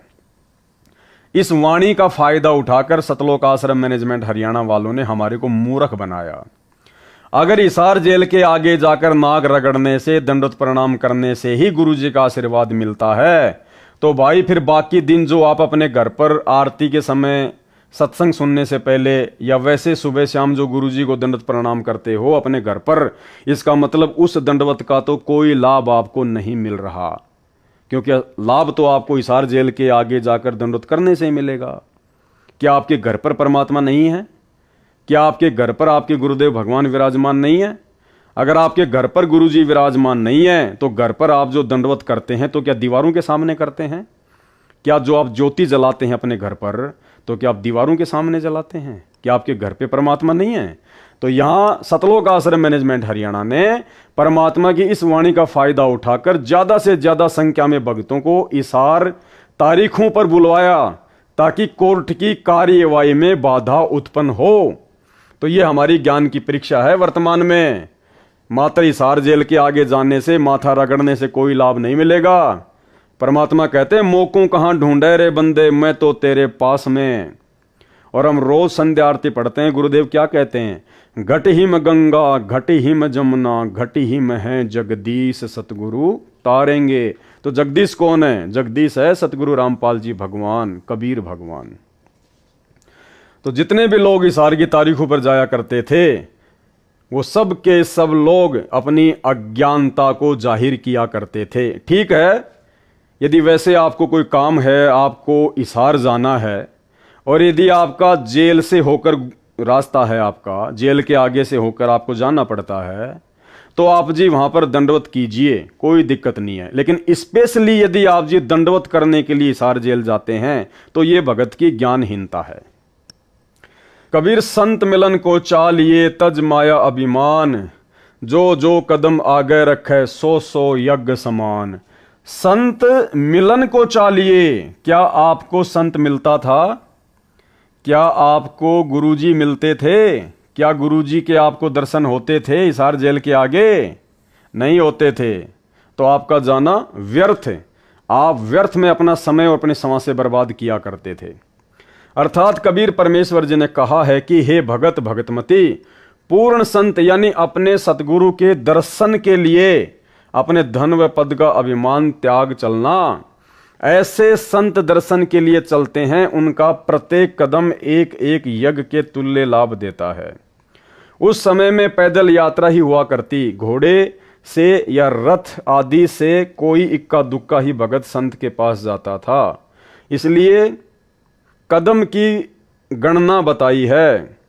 वर्तमान में वाहन से ही यात्रा अधिक है, उनको भी कदम के हिसाब से लाभ मिलेगा, क्योंकि आसाम, मध्य प्रदेश, गुजरात, राजस्थान का दूर स्थान, बिहार आदि दूर देश प्रदेश से गाड़ी से आना भी खाला जी का घर नहीं है। हिम्मत है उन पुण्यात्माओं की, वह विशेष कृपा है परमेश्वर कबीर जी की उनके ऊपर, जो ऐसे कलयुग में सब कार्य छोड़कर गुरु दर्शन को चल पड़ते हैं। लेकिन गुरु जी के दर्शन भी तो होने चाहिए, दर्शन भी तो होने चाहिए गुरु जी के। महाराष्ट्र के लातूर जिले से 2 बसें भरकर सतगुरु रामपाल जी भगवान के दर्शन करने के लिए हिसार जा रहे थे। 2018 की घटना है। और राजस्थान के नागौर में सुबह 3 बजे एक गाय की टक्कर लगने से उसका एक्सीडेंट हुआ और 13 भक्तों की ऑन द स्पॉट अकाल मौत हुई, जो लोग हिसार तारीख पर जा रहे थे गुरु जी के दर्शन करने के लिए। तो लाभ के बजाय क्या मिला? पुण्य के बजाय क्या मिला? मौत। क्या परमात्मा को मालूम नहीं था? फिर क्यों परमात्मा ने उनकी आपदा नहीं टाली? भाई वो कोई शादी में थोड़ी जा रहे थे हिसार, वो तो अपने गुरु जी के दर्शन करने के लिए जा रहे थे। हिसार जेल के आगे माथा रगड़ने के लिए जा रहे थे। फिर क्यों अकाल मौत को प्राप्त हो गए? क्योंकि वो मनमाना आचरण था। मनमाना आचरण वो वीडियो दास आपको बहुत बार दिखा चुका है, एक बार अब भी दिखा देता हूं ताकि आपको यकीन हो। नमस्कार, वन इंडिया हिंदी में आपका स्वागत है। राजस्थान के नागौर में शनिवार तड़के बड़ा हादसा हो गया। नागौर के कुचामन सिटी के पास 2 मिनी बसें बेकाबू होकर पेड़ से टकरा गई। इस हादसे में 12 लोगों की मौत हो गई, जबकि दर्जन भर लोग घायल हैं। घायलों को स्थानीय अस्पताल में भर्ती कराया गया है। पुलिस के मुताबिक महाराष्ट्र के लातूर और सोलापुर के लोग 2 मिनी बस में सवार होकर हरियाणा के हिसार जा रहे थे। बस किशनगढ़ हनुमानगढ़ मेगा हाईवे से कुचामन सिटी के पास से गुजर रही थी, तभी सामने लावारिस गौवंश आ गए। इन्हें बचाने की कोशिश में एक मिनी बस बेकाबू हो गई और सड़क किनारे खिजड़ी के पेड़ से जा टकराई। उसके पीछे चल रही बस भी बेकाबू हो गई और पेड़ से टकरा गई। वहीं इस दर्दनाक हादसे में एक बच्ची और 4 महिलाओं समेत 12 लोगों की मौत हो गई। वहीं दोनों बसों में सवार यात्रियों में से 10 लोग घायल हैं, जिनमें से 6 की हालत बेहद गंभीर बताई जा रही है। फिलहाल इस खबर में इतना ही। तमाम अपडेट्स के लिए बने रहिए वन इंडिया हिंदी के साथ। तो भाई और बहनों, वीडियो आपने देख लिया। अब आपको यकीन हो जाना चाहिए कि हम जो भक्ति कर रहे हैं वो सत्य पुरुष की भक्ति कर रहे हैं। ये सौद स्वरूपी राम है। ये शरीर तो केवल एक दिखावा है, असल में ये कबीर परमात्मा है, तेज पुंज की देह है। कहे कबीर, सुनो बे साधो, मैं तो हूं विश्वास में। और जिसको विश्वास नहीं है कि गुरुजी मेरे घर पर नहीं है, गुरुजी तो जेल में बैठे हैं, वो सबसे बड़ा अज्ञानी है। मोकू कहां ढूंढे रे बंदे, मैं तो तेरे पास में। न गर्मी देखते हैं न सर्दी देखते हैं, धन्य है उनके माता पिता जिनसे जन्म लिया। धन्य ये भगत भगतमती जिनमें यह प्रबल प्रेरणा बनी है। इनको पूर्ण ज्ञान है। सांसारिक लगन में भी तो अनेकों कष्ट भोगने पड़ते हैं। परमात्मा प्राप्ति के लिए यह कष्ट कुछ भी नहीं है। इनका बेड़ा पार होगा। कुछ पाने के लिए कुछ करना भी पड़ता है। अगर इतना ही पुण्य जबरदस्त भक्तों को हिसार की तारीखों पर जाने से, हिसार जेल के आगे जाकर दंडोत प्रणाम करने से मिलता है, तो भाई पिछले 3 वर्षों से कोरोना के बाद में क्यों एक भी भगत हिसार जेल के आगे नहीं जा रहा? क्यों पहले की तरह संगत को हिसार की तारीख पर जाने के लिए मैसेज नहीं डाला जा रहा? क्या मैनेजमेंट नहीं चाहता कि भक्तों के पुण्य बने, भगत तुरंत सतलोक चले जाएं? तो भाई और बहनों, संकेतों को समझो, परमात्मा के संकेतों को। काल के दूत संजय दिल्ली ने भक्तों को जेल धाम हिसार में आने से रोका। कहा कि हिसार नहीं जाना, मेरे पास आना। यह संगत को उपरोक्त संत मिलन को चलने वाले पुण्य से वंचित करवाकर भक्ति हानि करवाना चाहता था। परंतु दास के आदेश के पश्चात और अधिक संगत हिसार आने लगी, जबकि आदेश किसी ने नहीं सुना। गुरुजी का किसी ने नहीं सुना कि भाई तुम हिसार की तारीखों पे आओ, हिसार की तारीखों पे आओ। जब तक सूरज चांद रहेगा भक्तों भक्तमतियों तुम्हारा नाम रहेगा। कौन से भगत और भक्तमतियों का? जो ज्ञान को आधार बनाकर चल रहे हैं उनका इस परीक्षा के समय में। इस प्रकार जो मुकदमे में हैं वे मुकदमे की सेवा में हिसार कोर्ट में पेशी पर आते हैं, उनको भी यही लाभ मिलता है। उनको तो मार मार खीर खिलाई जा रही है। किनको? जिन लोगों के ऊपर बरवाला कांड में मुकदमे लगे थे। गुरुदेव कह रहे हैं उनको तो मार मार खीर खिलाई जा रही है। इसका अर्थ यह है कि यदि उन भक्तों के ऊपर परमात्मा बरवाला कांड में मुकदमे नहीं लगवाता तो वो भगत अब तक परमात्मा से दूर हो चुके होते, वो भक्ति छोड़ चुके होते। या तो अपनी पहले वाली पूजा पाठ में लग जाते या दूसरे पंथों में चले जाते। लेकिन अच्छी आत्माएं थी, इसलिए परमात्मा ने उनको अपने चरणों में लगाए रखने के लिए उनके ऊपर मुकदमे लगवाए, ताकि वो मजबूरी वश परमात्मा से जुड़े रहें, अपने गुरुजी से जुड़े रहें। इसलिए परमात्मा कह रहे हैं उनको तो मार मार के खीर खिलाई जा रही है। धन्य भाग है उनका, पूर्ण ज्ञान है उनको भी, नहीं तो विचलित हो जाते। कोई भी टस से मस नहीं हुआ। 1-2 ज्ञान में कच्चे थे, वह उसके संजय दिल्ली के जाल में फंसे हैं, ना कि पवन दास के जाल में। गीता अध्याय 3 श्लोक 14-15 का सरलार्थ। संपूर्ण प्राणी अन्न से उत्पन्न होते हैं, क्योंकि नर मादा से उत्पत्ति उनके शरीर से निकले बीज से होती है। बीज अन्न खाने से बनता है। इसलिए कहा है अन्न की उत्पत्ति वृष्टि बारिश के जल से होती है। पहले समय में सब कृषि बारिश पर निर्भर थी। इसलिए कहा है बारिश यज्ञ धार्मिक अनुष्ठान जो विधि विधान से किया जाता है उससे होती है। धार्मिक अनुष्ठान शास्त्रों में वर्णित विधि से किए कर्मों से होता है। कर्म काल ब्रह्म ने उत्पन्न किए, क्योंकि काल ब्रह्म ज्योति निरंजन के लोक में सब प्राणियों को कर्म करके ही खाने पीने की सुविधाएं मिलती हैं। केवल सतलोक जो सबका निज घर है उसमें बिना कर्म किए सब सुविधाएं मिलती हैं। और ब्रह्म यानी क्षर पुरुष यानी ज्योति निरंजन की उत्पत्ति अविनाशी परमात्मा यानी पूर्ण ब्रह्म कबीर जी से जान। ज्योति निरंजन की उत्पत्ति किससे? पूर्ण ब्रह्म कबीर साहिब से। इससे स्वयं सिद्ध है कि सर्वगतम ब्रह्म परम अक्षर ब्रह्म सदा ही धार्मिक अनुष्ठानों में प्रतिष्ठित है।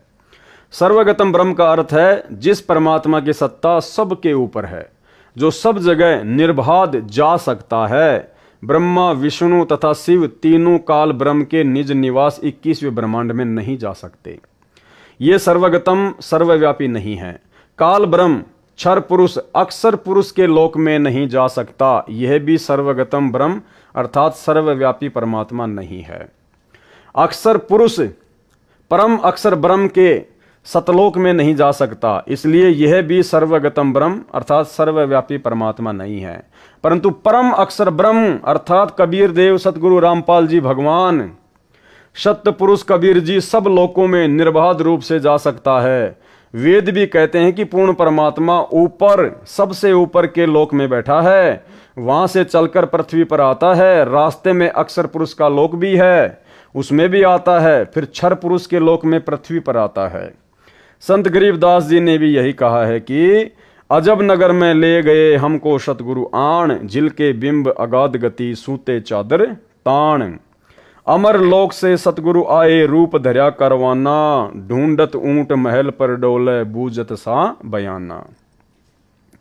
अर्थात कबीर परमेश्वर जी जो गरीबदास जी के सतगुरु हैं, वे मेरे को संत गरीबदास जी को सतलोक से चलकर आकर गांव छुडानी में मिले, अपने अमर लोक सतलोक में लेकर गए। हम वहां सुख की नींद सोए सूते चादर ताण। सुल्तान अब्राहिम को भी अमर लोक से सतलोक जो परमात्मा का ऊपर शून्य आकाश में है निवास स्थान है, उससे आए, आकर कारवाना ऊंटों के पाली का रूप बनाकर मिले। राजा के महल पर प्रकट हुए, राजा से वार्ता की, इसलिए सत्य पुरुष अविनाशी परमात्मा ही सर्वगतम सर्वव्यापी सबका धारण पोषण करने वाला है। इसलिए सब यज्ञों यानी धार्मिक अनुष्ठानों में इष्ट रूप में मूल रूप से पूज्य है। कौन? कबीर परमात्मा सतगुरु रामपाल जी। गीता अध्याय 15 श्लोक 16-17 में भी स्पष्ट है, जो पहले बता दिया है कि श्रेष्ठ परमात्मा अर्थात उत्तम पुरुष यानी पुरुषोत्तम तो श्लोक 16 में बताए क्षर पुरुष और अक्षर पुरुष से अन्य भिन्न ही है। जिसे परमात्मा कहा जाता है, जो तीनों लोकों में प्रवेश करके सबका धारण पोषण करता है, वह अविनाशी परमेश्वर है। जो विधि विधान से धार्मिक अनुष्ठान किए जाते हैं, उनका फल पूर्ण परमात्मा भगत भगतमती की किस्मत में लिख देता है।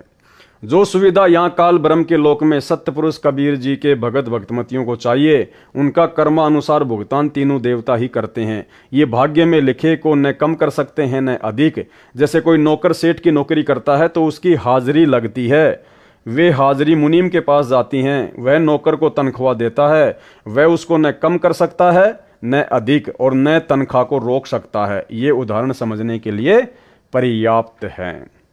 सतगुरु विमुखा युग युग रोवे। और वर्तमान में सतलोक आश्रम मैनेजमेंट हरियाणा ने काल प्रेरणा से मनमानियां करते हुए पूरी की पूरी संगत को सतगुरु विमुख वाली स्थिति में लाके खड़ा कर दिया है। संजय दिल्ली वाले के ऊपर उदाहरण देकर परमात्मा क्या समझा रहे हैं। सतगुरु को त्याग कर मनमाना आचरण करने वाला संसार सागर से पार नहीं हो सकता। सतगुरु को त्याग कर, सतगुरु को त्यागने का मतलब है सतगुरु की बातें ना मानना, सतगुरु के सत्संग रूपी वचनों पे ना चलना, या सतगुरु की मर्यादा तोड़कर उनकी भक्ति करना। वो होता है सतगुरु को त्यागना। और मनमाना आचरण करने वाला संसार सागर से पार नहीं हो सकता। तो भाई सतलोक आश्रम मैनेजमेंट हरियाणा ने 2014 बरवाला कांड के बाद में कितने सारे मनमाने आचरण किए हैं, गिनती नहीं है। कुछ मोटे मोटे मनमाने आचरण जो दास आपको अक्सर गिनाता है। राजस्थान के गैंगस्टर आनंदपाल सिंह की सीबीआई जांच का समर्थन, 5 लाख रुपए राजपूत करणी सेना को चंदे के रूप में देना। 2016 में हरियाणा के जाट आरक्षण में करोड़ों रुपया भक्तों के ज्योति पाठ का जाट आरक्षण संघर्ष समिति को चंदे के रूप में देना। लाखों भक्तों को जाटों के धरनों पर बैठाना। धनाना गांव में 50 लाख रुपए का बैडमिंटन का स्टेडियम बनवाना। और धनाना गांव में कबड्डी की टीम को सतगुरु रामपाल जी परमेश्वर जी के बड़े बेटे वीरेंद्र की ओर से 31,000 रुपए का इनाम देना। धनाना गांव वालों के लिए एम्बुलेंस चलाना, बसें चलाना, रोडें ठीक करवाना। और इसके अलावा ना जाने कितने कुकर्म जो परमेश्वर के भक्ति विधान के बिल्कुल खिलाफ हैं। इसको कहते हैं मनमाना आचरण। तो ऐसा मनमाना आचरण करने वाले और संगत से करवाने वाले को गुरुदेव क्या कह रहे हैं? सतगुरु को त्याग कर मनमाना आचरण करने वाला संसार सागर से पार नहीं हो सकता। उस आत्मा का कल्याण सतगुरु जी की शरण में रहकर मर्यादा का पालन करते हुए आजीवन भक्ति करने से ही होगा। उदाहरण, परमेश्वर कबीर जी को एक जीव को काल के जाल से निकालने के लिए बहुत लंबा संघर्ष करना पड़ता है। आप सब भगत भगतमती जो मुझ दास से दीक्षित हो, आपके पीछे परमेश्वर कबीर जी युगों से लगे हैं आपको शरण में लेने के लिए, यानी काल ब्रह्म के जाल से निकालने के लिए। इतना घोर कष्ट उठाया है जितना सुल्तान अब्राहिम अधम व कमाली को काल के जाल से निकालने में कष्ट उठाए थे। सुल्तान अधम के लिए जो सम्मन वाली आत्मा थी, कभी ऊंट वाला बने, कभी यात्री का वेश बनाया, वे नौकरानी का वेश बनाकर बाग में गए। 3 कोरड़ों की चोट खाई। किसने खाई? कबीर परमात्मा ने। किस कबीर परमात्मा ने? सतगुरु रामपाल जी परमेश्वर कबीर परमात्मा ने 3 कोरड़ों की चोट खाई। फिर 3 कुत्ते लेकर जंगल में लीला की, आखिर में उसे काल की दलदल से निकाल कर छोड़ा। संत गरीबदास जी को कबीर परमेश्वर जी ने बताया है कि जो जन मेरी शरण है ताका हूं मैं दास, और गैल गैल लाग्या फिरूं जब तक धरती आकाश। एक ही उदाहरण आपको सब प्रमाण देगा जो इस प्रकार हैं। जीव को अपनी शरण में लेने के लिए परमेश्वर कबीर जी पहले जीव की शरण में स्वयं जाते हैं, यानी समझाने के लिए। प्रमाण, जो कमाली लड़की शेख तकी की बेटी थी, उसको कैसे शरण में लिया और सतगुरु शरण त्याग कर उसने क्या क्या कष्ट उठाए, तथा अंत में सतगुरु शरण में आकर ही मोक्ष प्राप्त किया। एक पुस्तक दास ने लिखी है, आध्यात्मिक ज्ञान गंगा। उसमें परमेश्वर कबीर जी का चारों युगों में प्रकट होने का वर्णन है। सतयुग तथा त्रेता युग में स्वामी रामानंद काशी वाले की आत्मा वेद विद व गंगाधर नाम का ऋषि था, तथा कमाली वाली आत्मा उसकी पत्नी दीपिका व सूर्या नाम से थी। जो दोनों युगों में जन्मे वे दोनों प्रत्येक युग में पति पत्नी बने, दोनों जन्मों में निसंतान रहे। उन आत्माओं को शरण में लेने के लिए परमेश्वर कबीर जी दोनों युगों में बालक रूप में उनको मिले। उनको अपने परवरिश की सेवा देकर पुण्य भागी बनाया, परंतु उन जीवनों में उन दोनों ने दीक्षा नहीं ली। शरीर छोड़कर दोनों स्वर्ग गए, फिर दोनों का पृथ्वी पर भिन्न भिन्न स्थानों पर जन्म होता रहा। स्वामी रामानंद जी को भी कलयुग में शिष्य बनकर शरण में लिया। कमाली की कथा इस प्रकार है। दीपिका व सूर्या वाली आत्मा मुसलमान धर्म में राबिया नाम की कन्या के रूप में जन्मी। जब वह 12-13 वर्ष की थी तब सतपुरुष कबीर जी उसको जिंदा बाबा के रूप में जंगल में मिले। उसे ज्ञान समझाया। पूर्व जन्म के शुभ संस्कार से, यहाँ पर यह प्रिंटिंग में मिस्टेक हुई है, सतलोक आश्रम मैनेजमेंट हरियाणा के द्वारा। यहाँ पर ये लड़की है, ना कि ये लकड़ी। उसे ज्ञान समझाया। पूर्व जन्म के शुभ संस्कार से लड़की ने शीघ्र ज्ञान समझकर दीक्षा ले ली। 4 वर्ष वह साधना की, फिर धर्म के व्यक्तियों के दबाव से त्याग दी। मुसलमान धर्म वाली साधना करने लगी। पूरी कथा आप पुस्तक आध्यात्मिक ज्ञान गंगा तथा पुस्तक कबीर परमेश्वर में पढ़ें। यहाँ केवल उसी प्रसंग पर चर्चा करूंगा जो आप जी को समझाना चाहता हूं। राबिया गुरुद्रोही नहीं हुई, गुरु विमुख हो गई, यानी गुरु जी को त्याग दिया, यानी उनके द्वारा बताई सत्य साधना किसी कारण से त्याग दी, जिस कारण से उसको पूर्व जन्मों में की बाल भगवान कबीर जी की सेवा तथा राबी वाले जन्म में 4 वर्ष की सत्य साधना से 3 मानव जन्म और मिले। राबिया वाले जन्म में विवाह हुआ, परंतु पति से मिलन भी नहीं किया। आजीवन ब्रह्मचार्य का पालन किया। मक्का धाम की हज यात्रा के दौरान मार्ग में एक कुतिया जो प्यास से मरने वाली थी को कुएं से जल निकाल कर पिलाया, उसकी जान बचाई। कुएं की बाल्टी कुएं में गिरी थी, यानी बाहर नहीं थी। राबिया ने अपने सिर के बाल उखाड़े, उसकी रस्सी बनाई, अपने शरीर के वस्त्र उतार कर रस्सी से बांधे, कुएं में वस्त्र भिगो भिगो कर कुतिया की प्यास बुझाई। सिर से रक्त निकला, उसे वस्त्रों के जल से साफ किया। गीले वस्त्र पहने यात्रा पर पैदल जा रही थी, चलने लगी। उसी समय मक्का वाला मंदिर उड़कर कुएं के साथ लगकर खड़ा हो गया। राबिया तो चली ही मक्के के लिए थी। तुरंत मक्के में प्रवेश किया। मक्का हवाई जहाज की तरह उड़ चला, उसी स्थान पर स्थापित हो गया। पूरे मुसलमान समाज में राबिया की भक्ति की चर्चा हुई। सबने मान लिया कि राबिया तो सीधी स्वर्ग बहिशत में जाएगी, परंतु ऐसा नहीं हुआ। संत गरीबदास जी ने बताया है कि गोरख से ज्ञानी घणे, सुखदेव जति जिहान, सीता सी बहु भारिया, संत दूर अस्तान। अर्थात गोरखनाथ जी परमात्मा कबीर जी से ज्ञान सुनकर मान बैठा था कि मेरे समान कोई ज्ञानी नहीं, परंतु पार नहीं हुआ क्योंकि उसको निज नाम नहीं मिला। परमेश्वर कबीर जी ने कहा कि 33 अरब ज्ञान हम भाखा, मूल ज्ञान हम गुप्त ही राखा। सुखदेव ऋषि जैसे जति पुरुष दुनिया भर के हैं, यानी अनेकों हैं जो केवल अपनी पत्नी तक ही सीमित रहे हैं तथा पर स्त्री को कभी नहीं छुआ।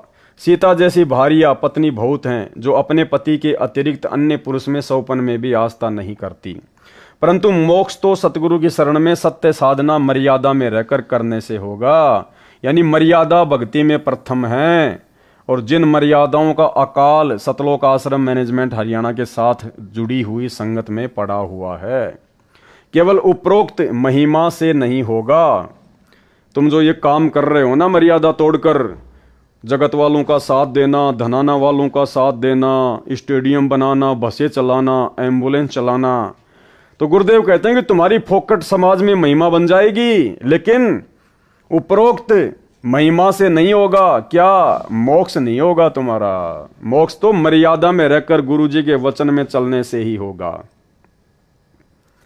कहा है कि उपरोक्त प्रकार के मानव असंख्य मिल जाएंगे, परंतु संत का घर दूर है।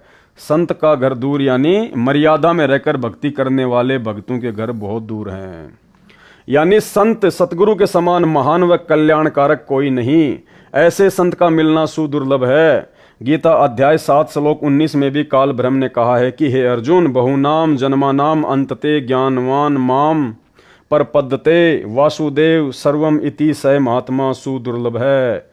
अर्थात मुझ काल ब्रह्म की भक्ति अनेकों जन्म जन्मांतरों के बाद कोई एक करता है। अन्य जन्मों में सब अन्य देवी देवताओं की भक्ति करते रहते हैं, परंतु वासुदेव सर्वव्यापी सबका मालिक परम अक्षर ब्रह्म वही पूज्य है, वही सबका उत्पत्ति करता है, वही सबका धारण पोषण करता है, वही परमात्मा कहा जाता है, वही पुरुषोत्तम उत्तम पुरुष है, वही वास्तव में अविनाशी है। और वो अविनाशी उत्तम पुरुष सबका धारण पोषण करने वाला आप और हमारा सौभाग्य जो सतगुरु रामपाल जी परमेश्वर जी के रूप में हमें प्राप्त हैं। उसी की पूजा करो, उसी परम अक्षर ब्रह्म की पूजा करो, अविनाशी परमात्मा की। यह ज्ञान बताने वाला और उसके पास तीनों नाम हों, उसको सार शब्द का ज्ञान हो। और भाइयों और बहनों, अगले वीडियो में उसी सार शब्द का सतगुरु रामपाल जी भगवान ने इसी पुस्तक जब जब भूल पड़े के पेज नंबर 53 पर स्पष्ट रूप से जिक्र कर रखा है। अगले वीडियो में आप लोगों को पता चलेगा कि वास्तव में सार शब्द क्या है। बिल्कुल सार्वजनिक कर रखा है परमात्मा ने। और जो भोले भाई बहन अज्ञानता में, नादानी में, जल्दबाजी में कि ना जाने गुरुजी सार जेल से आएंगे या नहीं आएंगे, मैनेजमेंट वाले सार नाम दे रहे हैं, ले लो ले लो ले लो, सार शब्द ले लो। 1-1 लाख रुपए दे के सार शब्द ले लिया, 21-21 हजार रुपए दे के सार नाम ले लिया। अब उनको पता चलेगा कि वास्तव में तुम्हें जो सार शब्द के नाम पे मंत्र दिए गए हैं वो क्या है। और गुरुदेव भगवान ने इसी 80 पेज के लेटर में और पेज नंबर 53 पर सार शब्द क्या बताया है, और उसको उसके गुरुजी से दीक्षा देने का अधिकार हो। महात्मा सुदुर्लभ यानी मुश्किल से मिलता है। संत गरीबदास जी ने कहा है कि कोट्यों मध्य कोई नहीं रे झुमकरा, अरबों में कोई ग्रक सुनो रे झुमकरा। अर्थात संत गरीबदास जी ने एक झुमकरा नामक जिज्ञासु को बताया कि जो ज्ञान वर्तमान में मेरे पास है, जो मेरे सतगुरु कबीर जी ने बताया है, वह ज्ञान तथा संपूर्ण मोक्ष मंत्र व नाम देने का अधिकार मेरे गुरु जी ने मुझे दिया है। ऐसा संत तेरे को करोड़ों में नहीं मिलेगा, कोई अरबों व्यक्तियों में एक मिलेगा जो गर्क हो, यानी संपूर्ण ज्ञान हो, पूर्ण मोक्ष मंत्र हो, तथा दीक्षा देने का अधिकार हो। वह गरक भक्ति का धनी है। हरियाणा की भाषा में कहा जाता है कि यह व्यक्ति धन में गरक है, यानी घना धनवान है। जो अच्छा पहलवान हो उसे भी कहते हैं कि हांगे में गरक है, यानी बहुत ताकतवर है। वह संत वर्तमान में दास रामपाल दास है, क्योंकि वो गरक ज्ञान में, हांगे में, ताकत में, बुद्धि में केवल एक ही हो सकता है, कबीर परमात्मा। और वही कबीर परमात्मा आप और हमारा सौभाग्य, जो सतगुरु रामपाल जी परमेश्वर जी के रूप में धरती पर प्रकट हैं। सतगुरु कबीर जी स्वयं संत बने। अब देखना, संकेत भी कर दिया परमात्मा ने। यहां तो लिख दिया कि वह संत वर्तमान में दास रामपाल दास है। अब आगे संकेत भी कर दिया, सतगुरु कबीर जी स्वयं ही संत बने थे, स्वयं ही सतपुरुष के अवतार बने, यानी स्वयं सतपुरुष हैं। संत, सतगुरु तथा साहिब में कोई अंतर नहीं होता है। तो आज हमारे गुरुदेव भगवान सतगुरु की भूमिका में भी हैं, क्योंकि हमारे सतगुरु हैं, हमें नामोपदेश दे रहे हैं। संत की भूमिका में भी हैं, क्योंकि हम कहते हैं कि संत रामपाल जी महाराज, संत रामपाल जी महाराज। भगत की भूमिका में भी हैं, क्योंकि 17 फरवरी 1988 को आदरणीय राम देवानंद जी से इन्होंने नाम दीक्षा ली लोक दिखावे में। तो सतगुरुदेव भगवान स्वयं परमात्मा तो हैं ही हैं, साहिब तो हैं ही हैं, संत की भूमिका में भी हैं, साधु की भूमिका में भी हैं, सतगुरु की भूमिका में भी हैं और सत्य पुरुष भी हैं। तो यहाँ गुरुदेव ने इशारा कर दिया कि वो कबीर परमात्मा, वो सतगुरु कबीर जी जो स्वयं ही संत बनते हैं, सतपुरुष बनते हैं, सतगुरु बनते हैं, उसमें और साहिब में यानी परमात्मा में कोई अंतर नहीं होता है। इसीलिए हम सत्सेवक भाई बहनों ने परमेश्वर जी के इसी प्रकार के सत्संगों को आधार बनाकर, इसी प्रकार के वचनों को आधार बनाकर इस कागज की काल्पनिक कबीर जी की फोटो को अपने घर से बाहर निकाल दिया है। क्योंकि जब सारे के सारे गुण हमारे गुरुदेव भगवान में हैं, एक कै साधें सब सदें, सब साधें सब जाए, और माली सींचे मूल को फले फुले अगाए, तो फिर हमें भला इस कागज के टुकड़े की, कबीर जी की कही जाने वाली काल्पनिक हाथ से बनाई हुई बनावटी फोटो की क्या आवश्यकता है। सतगुरु कबीर जी स्वयं संत बने थे, स्वयं ही सत्य पुरुष के अवतार बने, यानी स्वयं सतपुरुष हैं। संत, सतगुरु तथा साहिब में कोई अंतर नहीं होता है। गरीब सतगुरु, संत और अवतारा, तीन कला एक दरबारा, यानी उस कबीर परमात्मा के दरबार में सारे रोल वो परमात्मा स्वयं ही निभाता है। एक दरबारा, तीन कला एक दरबारा, यानी सतगुरु भी वही बनता है, संत भी वही बनता है, अवतार रूप में भी वो ही आता है। और इसीलिए परमात्मा रोज हमें नित्य नियम में पढ़ाते हैं कि सतगुरु साहिब एक शरीरा और सतगुरु बिना न लागे तीरा।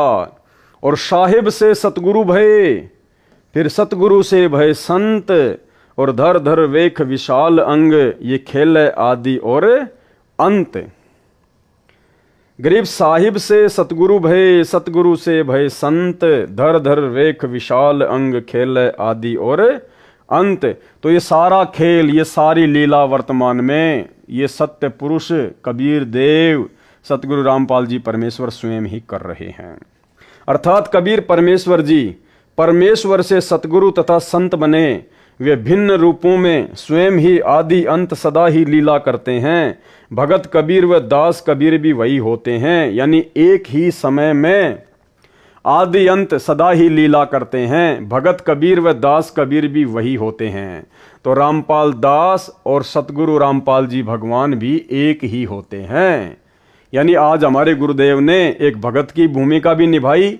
17 फरवरी 1988 को आदरणीय राम देवानंद जी से दीक्षा लेकर उनको अपना मुंह बोला गुरु बनाकर लोक दिखावे में, और सन 1994 में सत्संग और नाम दीक्षा देकर सतगुरु की भूमिका भी निभाई। तो क्या कह रहे हैं, भगत कबीर व दास कबीर भी वही होते हैं। यानी एक ही समय में वे सतगुरु, संत, दास तथा भगत होते हैं और ये सारे गुण सतगुरु रामपाल जी भगवान में विद्यमान हैं। सन 1994 से इन्होंने आप और हमारे को नाम दीक्षा देनी शुरू की, तो क्या बन गए, सतगुरु। 17 फरवरी 1988 को इन्होंने लोक दिखावे में लीला करते हुए आदरणीय राम देवानंद जी से नाम दीक्षा ली, तो क्या बने, नाम दीक्षा लेकर भगत। और हम अपने गुरुदेव को क्या कहते हैं, संत रामपाल जी भगवान, तो क्या बने, संत। और सत्य पुरुष फिर ये स्वयं है ही, क्योंकि ये सारी लीला सत्य पुरुष स्वयं ही करता है। जो साकट संजय दिल्ली कहता है कि, ना कि पवनदास कहता है, कौन कहता है, साकट संजय दिल्ली कहता है कि एक समय में एक सतगुरु होता है, एक संत एक ही दोनों रूप में नहीं होता। उसकी यह भी झूठ सिद्ध हुई। कथा राबिया की चल रही है। राबिया के चमत्कार को देखकर सबने स्वर्ग में जाने योग्य मान ली, परंतु उस पुण्यात्मा की बहुत दुर्गति हुई। राबिया का शरीर त्याग कर कन्या का मानव जन्म प्राप्त हुआ, उसमें वैश्या का नारकीय जीवन जिया। गणिका का शरीर त्याग बंसुरी नाम की कन्या का जन्म मुसलमान धर्म में हुआ।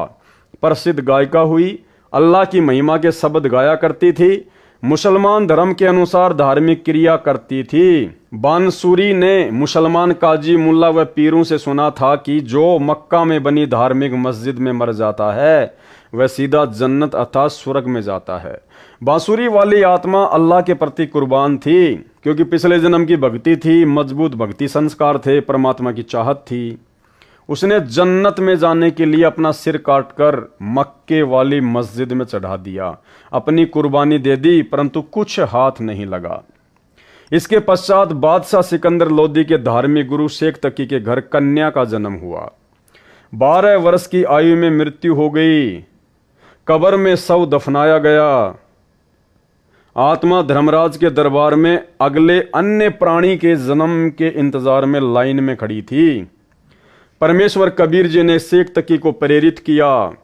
उसने अपनी लड़की को जिंदा करने की शर्त रखी। राजा सिकंदर लोदी व दिल्ली तथा आसपास के हजारों व्यक्ति जो दर्शक खड़े थे, कब्र खुदवाकर मृत लड़की को कबीर परमेश्वर जी ने जीवित किया। लड़की ने लगभग 1.5 घंटा ऊंची आवाज में अपनी आप बीती बताई तथा साथ खड़े कबीर जी को अल्लाहू अकबर यानी सबका मालिक बताया, और बताया कि इनसे दीक्षा लेकर 4 वर्ष भक्ति करने से 3 मानव जन्म मिले। अब मेरा मानव जन्म का संस्कार नहीं बचा था। ये परमात्मा धर्मराय दरबार में अभी अभी गए। धर्मराय को धमकाया कि ये आत्मा मेरी है, इसे छोड़ो। धर्मराय ने खड़ा होकर इनका सत्कार किया, हाथ जोड़कर मेरे को इनके हवाले कर दिया। लड़की ने अपने पिता शेख तकी के घर जाने से इनकार कर दिया। अपने परम पिता कबीर जी के घर पुत्री रूप में गई, दीक्षा ली, पुनः सतगुरु शरण में आई। तब उस आत्मा का काल के जाल से छुटकारा हुआ, अर्थात वो वर्तमान में बिचली पीढ़ी में दोबारा से मानव जन्म लेने के लिए योग्य बनी, क्योंकि मोक्ष का समय तो अब है। आप सभी आत्माएं जो दास रामपाल के उपदेशी हैं और जो आगे दीक्षा लेंगे, उन सब को परमात्मा कबीर जी ऐसे ही युगों युगों से पीछे पकड़कर धर्म कर्म भक्ति से चार्ज करते रहे हैं। अब आप मोक्ष प्राप्ति के अंतिम चरण में हो। आप और हमें कह रहे हैं सतगुरु रामपाल जी भगवान कि वो आत्माएं जिनके आप जी वर्तमान में उदाहरण सुन रहे हो, सेऊ, सम्मन, नेकी, अब्राहिम सुल्तान, धर्मदास, नानक जी, कह रहे हैं वो आप ही हो। परमात्मा युगों युगों से आपको पकड़ पकड़ कर इस बिचली पीढ़ी में मोक्ष के टाइम में लेकर आए हैं। अब आप मोक्ष प्राप्ति के अंतिम चरण में हो। अब गलती ना करो।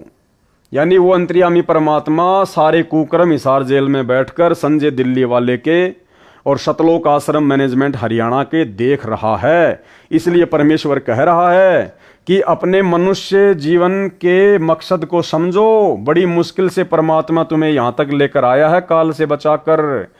तुम सारी प्रोसीजर को पार करके इस स्थिति में आए हो कि तुम्हारा मोक्ष हो सके। और अब यदि बात बिगाड़ दोगे तो ना घर के रहोगे ना घाट के। अब आप मोक्ष प्राप्ति के अंतिम चरण में हो। अब गलती ना करो, दया करो उस परमेश्वर पर, उस परमेश्वर पर, यानी सतगुरु रामपाल जी परमेश्वर जी अपने लिए कह रहे हैं कि दया करो उस परमेश्वर पर जो तुम्हारे लिए इतना दुख उठा रहा है। दया करो उस परमेश्वर पर। ये संजय के आगे परमात्मा नहीं गिड़गिड़ाएंगे, वो तो गुरुद्रोही है, वो तो काल का दूत है। परमात्मा ने पहले ही आपको साबित कर दिया कि काल ने स्पेशल अपना दूत भेजा हुआ है संजय को। तो यहां परमात्मा काल के दूत के आगे हाथ नहीं जोड़ेंगे, काल के दूत को नहीं कहेंगे कि दया करो उस परमेश्वर पर। यहां परमात्मा संकेत कर रहे हैं, सतलोक आश्रम मैनेजमेंट हरियाणा से जुड़ी हुई लाखों की संगत को इशारा कर रहे हैं परमात्मा। मैनेजमेंट वालों को भी नहीं कह रहे, क्योंकि मैनेजमेंट वाले भी पक्के काल के दूत हैं। यहां परमेश्वर अपनी प्यारी संगत को, जो नादानी और अज्ञानता में साध संगति की वीडियो ना देखकर सतलोक आश्रम मैनेजमेंट हरियाणा के मनमाने पाखंड में फंसी हुई है, तो क्या कहा परमेश्वर जी ने, अब आप मोक्ष प्राप्ति के अंतिम चरण में हो, अब गलती ना करो, दया करो उस परमेश्वर पर। यानी स्वयं गुरु जी अपने लिए कह रहे हैं कि मुझ पर दया करो। आगे आपको इसी पुस्तक में 2-3 छोटे छोटे लेटर और हैं जो गुरुदेव ने ऐड कर रखे हैं। वो लेटर जब आप पढ़ोगे तब आपको पता चलेगा। गुरुजी स्पष्ट रूप से सतलोक आश्रम मैनेजमेंट हरियाणा वालों से हाथ जोड़ रहे हैं कि मुझ रामपाल दास पर रहम करो, दया करो। गरीब लख भर सूरा जूझ ही, लख भर सावंत दे, और लख भर यति जिहान में तब सतगुरु शरणा ले। यानी हम इतने मानव जन्म प्राप्त करके, ऐसे ऐसे विशेष मानव जन्म भी हमने प्राप्त किए हैं, तब कहीं जाकर हमारे को सतगुरु की शरण मिलती है। लख भर सूरा जूझ ही, सूरा यानी सूरवीर, जो युद्ध के मैदान में मर जाएगा लेकिन पीछे नहीं हटता, उसको कहते हैं सूरवीर। जो दूसरों के ऊपर होते हुए जुल्मों को, अत्याचारों को देख नहीं सकता, सहन नहीं कर सकता, उसको कहते हैं सूरवीर। तो गुरुदेव भगवान कह रहे हैं कि आप कोई सामान्य आत्माएं नहीं हो। लख भर आपने लाखों बार ऐसे सूरवीर महापुरुषों के जन्म प्राप्त किए हैं। और लख भर सावंत दे, सावंत दे परमात्मा ने उस व्यक्ति को बताया जिसके दोनों हाथ या एक हाथ घुटने से नीचे तक होता है, उसको सावंत दे प्राणी कहते हैं। श्री रामचंद्र जी, दशरथ पुत्र श्री रामचंद्र जी सावंत दे थे। तो गुरुदेव कह रहे हैं कि तुमने ऐसे ऐसे भी लाखों जन्म प्राप्त किए हैं, क्योंकि सावंत दे उसको प्राप्त होती है जिसके पास में भक्ति धन बहुत ज्यादा होता है। और लख भर यति जिहान में, यति वो पुरुष होता है जो अपनी स्त्री के अलावा किसी और की तरफ गंदी नजरों से नहीं देखता है, जैसे सुखदेव ऋषि और राजा रामचंद्र जी का भाई लक्ष्मण। तब सतगुरु शरणा ले, यानी तुम इतने संघर्ष कर चुके हो, ऐसे ऐसे महान महान महापुरुषों के तुम जन्म प्राप्त कर चुके हो, तब कहीं जाके उस पूर्ण ब्रह्म परमात्मा कबीर देव जी की, जो धरती पर सतगुरु रूप में आता है, उसकी शरण प्राप्त होती है। और परमेश्वर कह रहे हैं कि वो शरण आज वर्तमान में तुम्हें उस कबीर परमात्मा सतगुरु रामपाल जी की प्राप्त हो चुकी है। और अब यदि तुम अपना काम बिगाड़ोगे, अपनी बात बिगाड़ोगे, ज्ञान को आधार नहीं बनाओगे, देखा देखी में चलोगे तो मार खाओगे। अब आप मोक्ष प्राप्ति के अंतिम चरण में हो, अब गलती ना करो, दया करो उस परमेश्वर पर। गरीब लख भर सूरा जूझ ही, लख भर सावंत दे, लख भर यति जिहान में तब सतगुरु रामपाल जी अपनी शरण में ले। अर्थात पूर्व जन्म की धार्मिक कर्मी आत्मा सूरवीर होती है।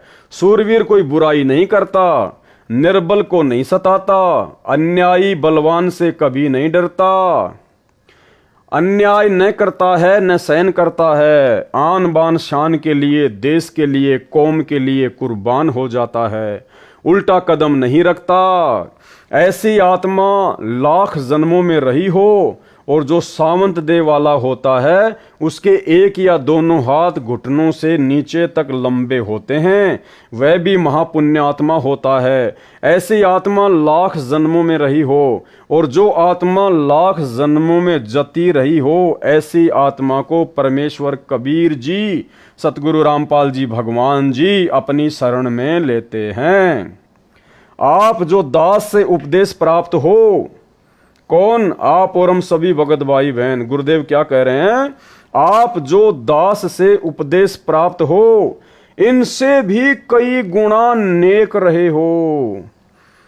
यानी लख बर सूरा जूझ ही, लख बर सावंत दे, लख बर यति जहान में, इनसे भी कई गुणा ज्यादा नेक आत्माएं आप और हम रह चुकी हैं, जिनको आज गुरुदेव भगवान ने अपनी शरण में लिया। आप तो अंतिम चरण में पहुंच गए हो। जो अब गलती करेगा, जो अब गलती करेगा, उसको फिर लंबा सफर तय करके इस अंतिम चरण तक पहुंचना होगा। भाइयों और बहनों, उदाहरण के लिए जैसे एक क्रिकेट की टीम होती है, और जब विश्व कप के लिए मैच होता है तो उस क्रिकेट की टीम को कितने टूर्नामेंट खेलने पड़ते हैं, कितने मैच खेलने पड़ते हैं, कितना संघर्ष करना पड़ता है, कहां कहां जाना पड़ता है, कितने दिन लगते हैं, कितनी टीमों के साथ में उसको भिड़ना पड़ता है, हारने जीतने का कितना डर होता है, तब कहीं जाकर वो फाइनल में टीम पहुंचती है, यानी लास्ट टीम के साथ में आमने सामने होती है। वो होता है उसका अंतिम चरण। इतने संघर्ष के बाद, इतनी टीमों को हराने के बाद, इतने दुख उठाने के बाद, इतनी चोटें खाने के बाद, इतने दर्द सहन करने के बाद वो फाइनल में पहुंच गई, अंतिम चरण में। और उस समय यदि उसने जरा भी कमजोरी दिखा दी, मर्यादा तोड़ दी, मनमाना आचरण किया, ज्ञान को आधार नहीं बनाया और सतगुरु के दिल से नीचे उतर गई, तो परमात्मा कहते हैं फिर तुझे वापस उसी प्रोसीजर से फाइनल में आना पड़ेगा। और फाइनल में ना जाने कोई गारंटी थोड़ी कि हर बार वही दो टीम फिर फाइनल में आएंगी। ना जाने कितनी बार हारना पड़ेगा, कितने साल, कितने युग लग जाएंगे हारते हराते, हारते हराते, और फिर ना जाने किसी जन्म में फाइनल में पहुंचेगी। इसी कलयुग की पिछली पीढ़ी में यही सतगुरु रामपाल भगवान होगा हमारा सतगुरु, और दूसरा रास्ता नहीं है मोक्ष का। तो परमात्मा कह रहे हैं तुम फाइनल में आ चुके हो, और अब यदि तुम जरा भी धोखा खा गए, जैसे सतलोक आश्रम मैनेजमेंट हरियाणा को काल ने धोखा देने के लिए ही खड़ा किया है। संजय गुरुद्रोही को, दिल्ली वाले को काल ने संगत को धोखा देने के लिए ही खड़ा किया है। आप जो दास से उपदेश प्राप्त हैं, यानी सतगुरु रामपाल जी भगवान के शिष्य और शिष्या हैं, इनसे भी कई गुणा नेक रहे हैं। आप तो अंतिम चरण में पहुंच गए हो। जो अब गलती करेगा उसको फिर लंबा सफर तय करके इस अंतिम चरण तक पहुंचना होगा। जो गुरुद्रोही नहीं हुआ, वैसे साधना त्याग कर मनमाना आचरण करने लगेगा, वह जो गुरुद्रोही हो गया।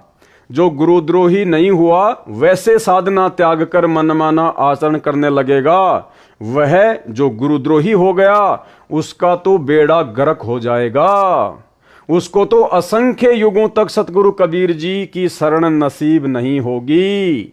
और जो सतगुरु विमुख राबिया की तरह हो गया, उसे लंबा सफर तय करना होगा, अच्छे बुरे मानव जन्म पाएगा। जैसे राबिया ने गणिका तक का पाप कर्म किया, बेशर्मी का जीवन भी जिया, कल्याण फिर सतगुरु शरण में ही हुआ। कल्याण का मतलब वर्तमान पिछली पीढ़ी में मानव जन्म।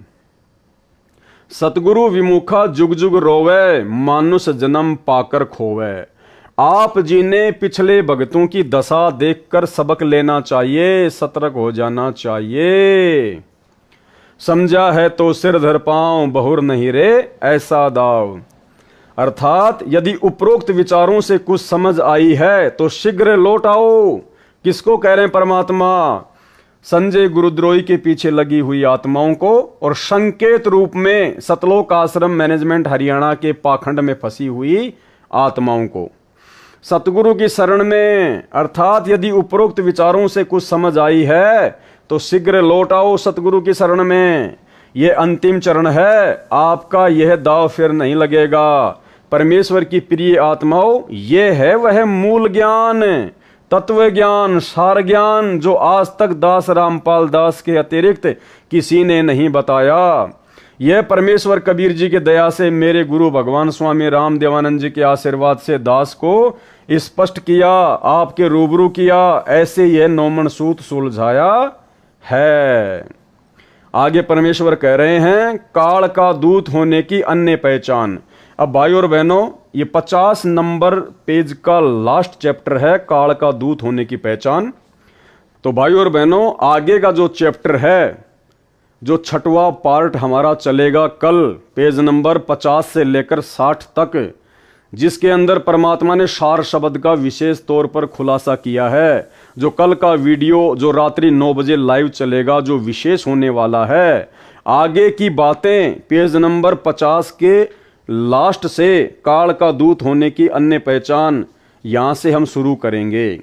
तो भाई और बहनों, ये 80 पेज का जो लेटर है, जो पुस्तक है, ये बहुत ही विशेष है, जो सतगुरु रामपाल जी परमेश्वर जी ने आप और हम आत्माओं को काल के षड्यंत्र से सावधान करने के लिए सांकेतिक रूप में लिखी है और सतलोक आश्रम मैनेजमेंट हरियाणा के माध्यम से ही संगत के घर घर में पहुंचा दी है।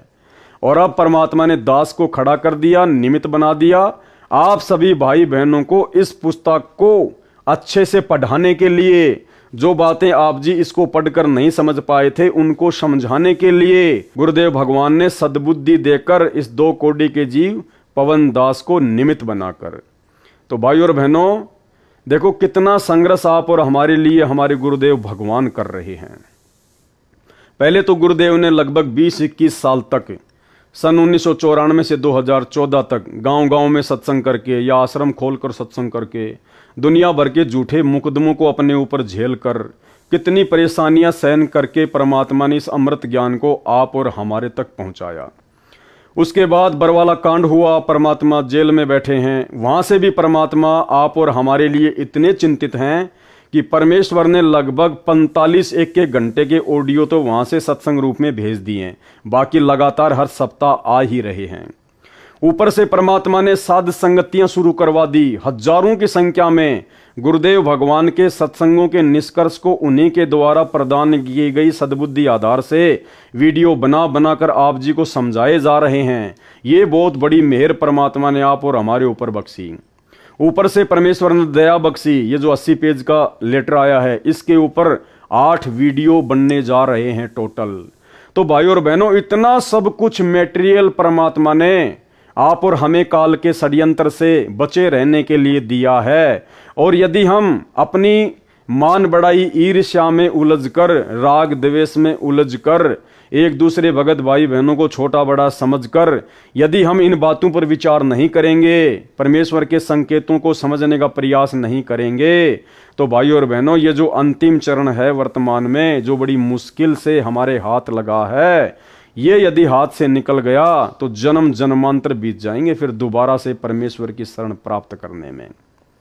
तो सत्सेवक भाई बहनों का विश्वास तो दृढ़ हो जाना चाहिए, उनकी आस्था तो 1% भी सपने में भी इन आश्रमों की तरफ नहीं लगनी चाहिए, और अपने गुरुजी के अतिरिक्त कोई और उनके दिलो दिमाग में पूज्य रूप में नहीं होना चाहिए। तो परमात्मा दया करें, इसी प्रकार से हम साध संगतियों के माध्यम से गुरुदेव भगवान का आशीर्वाद प्राप्त करते हुए आगे बढ़ते रहें। तो कल हमारा 6वां वीडियो बनेगा, जो कि रात्रि 9 बजे Facebook page Pawan Das is live पर लाइव चलाया जाएगा, जिसमें सार शब्द को लेकर विशेष खुलासा होगा। तो सभी भाई बहन परमात्मा से आज्ञा लेते हैं, कल फिर मिलते हैं। बंदी छोड़ सतगुरु रामपाल जी परमेश्वर जी की जय हो।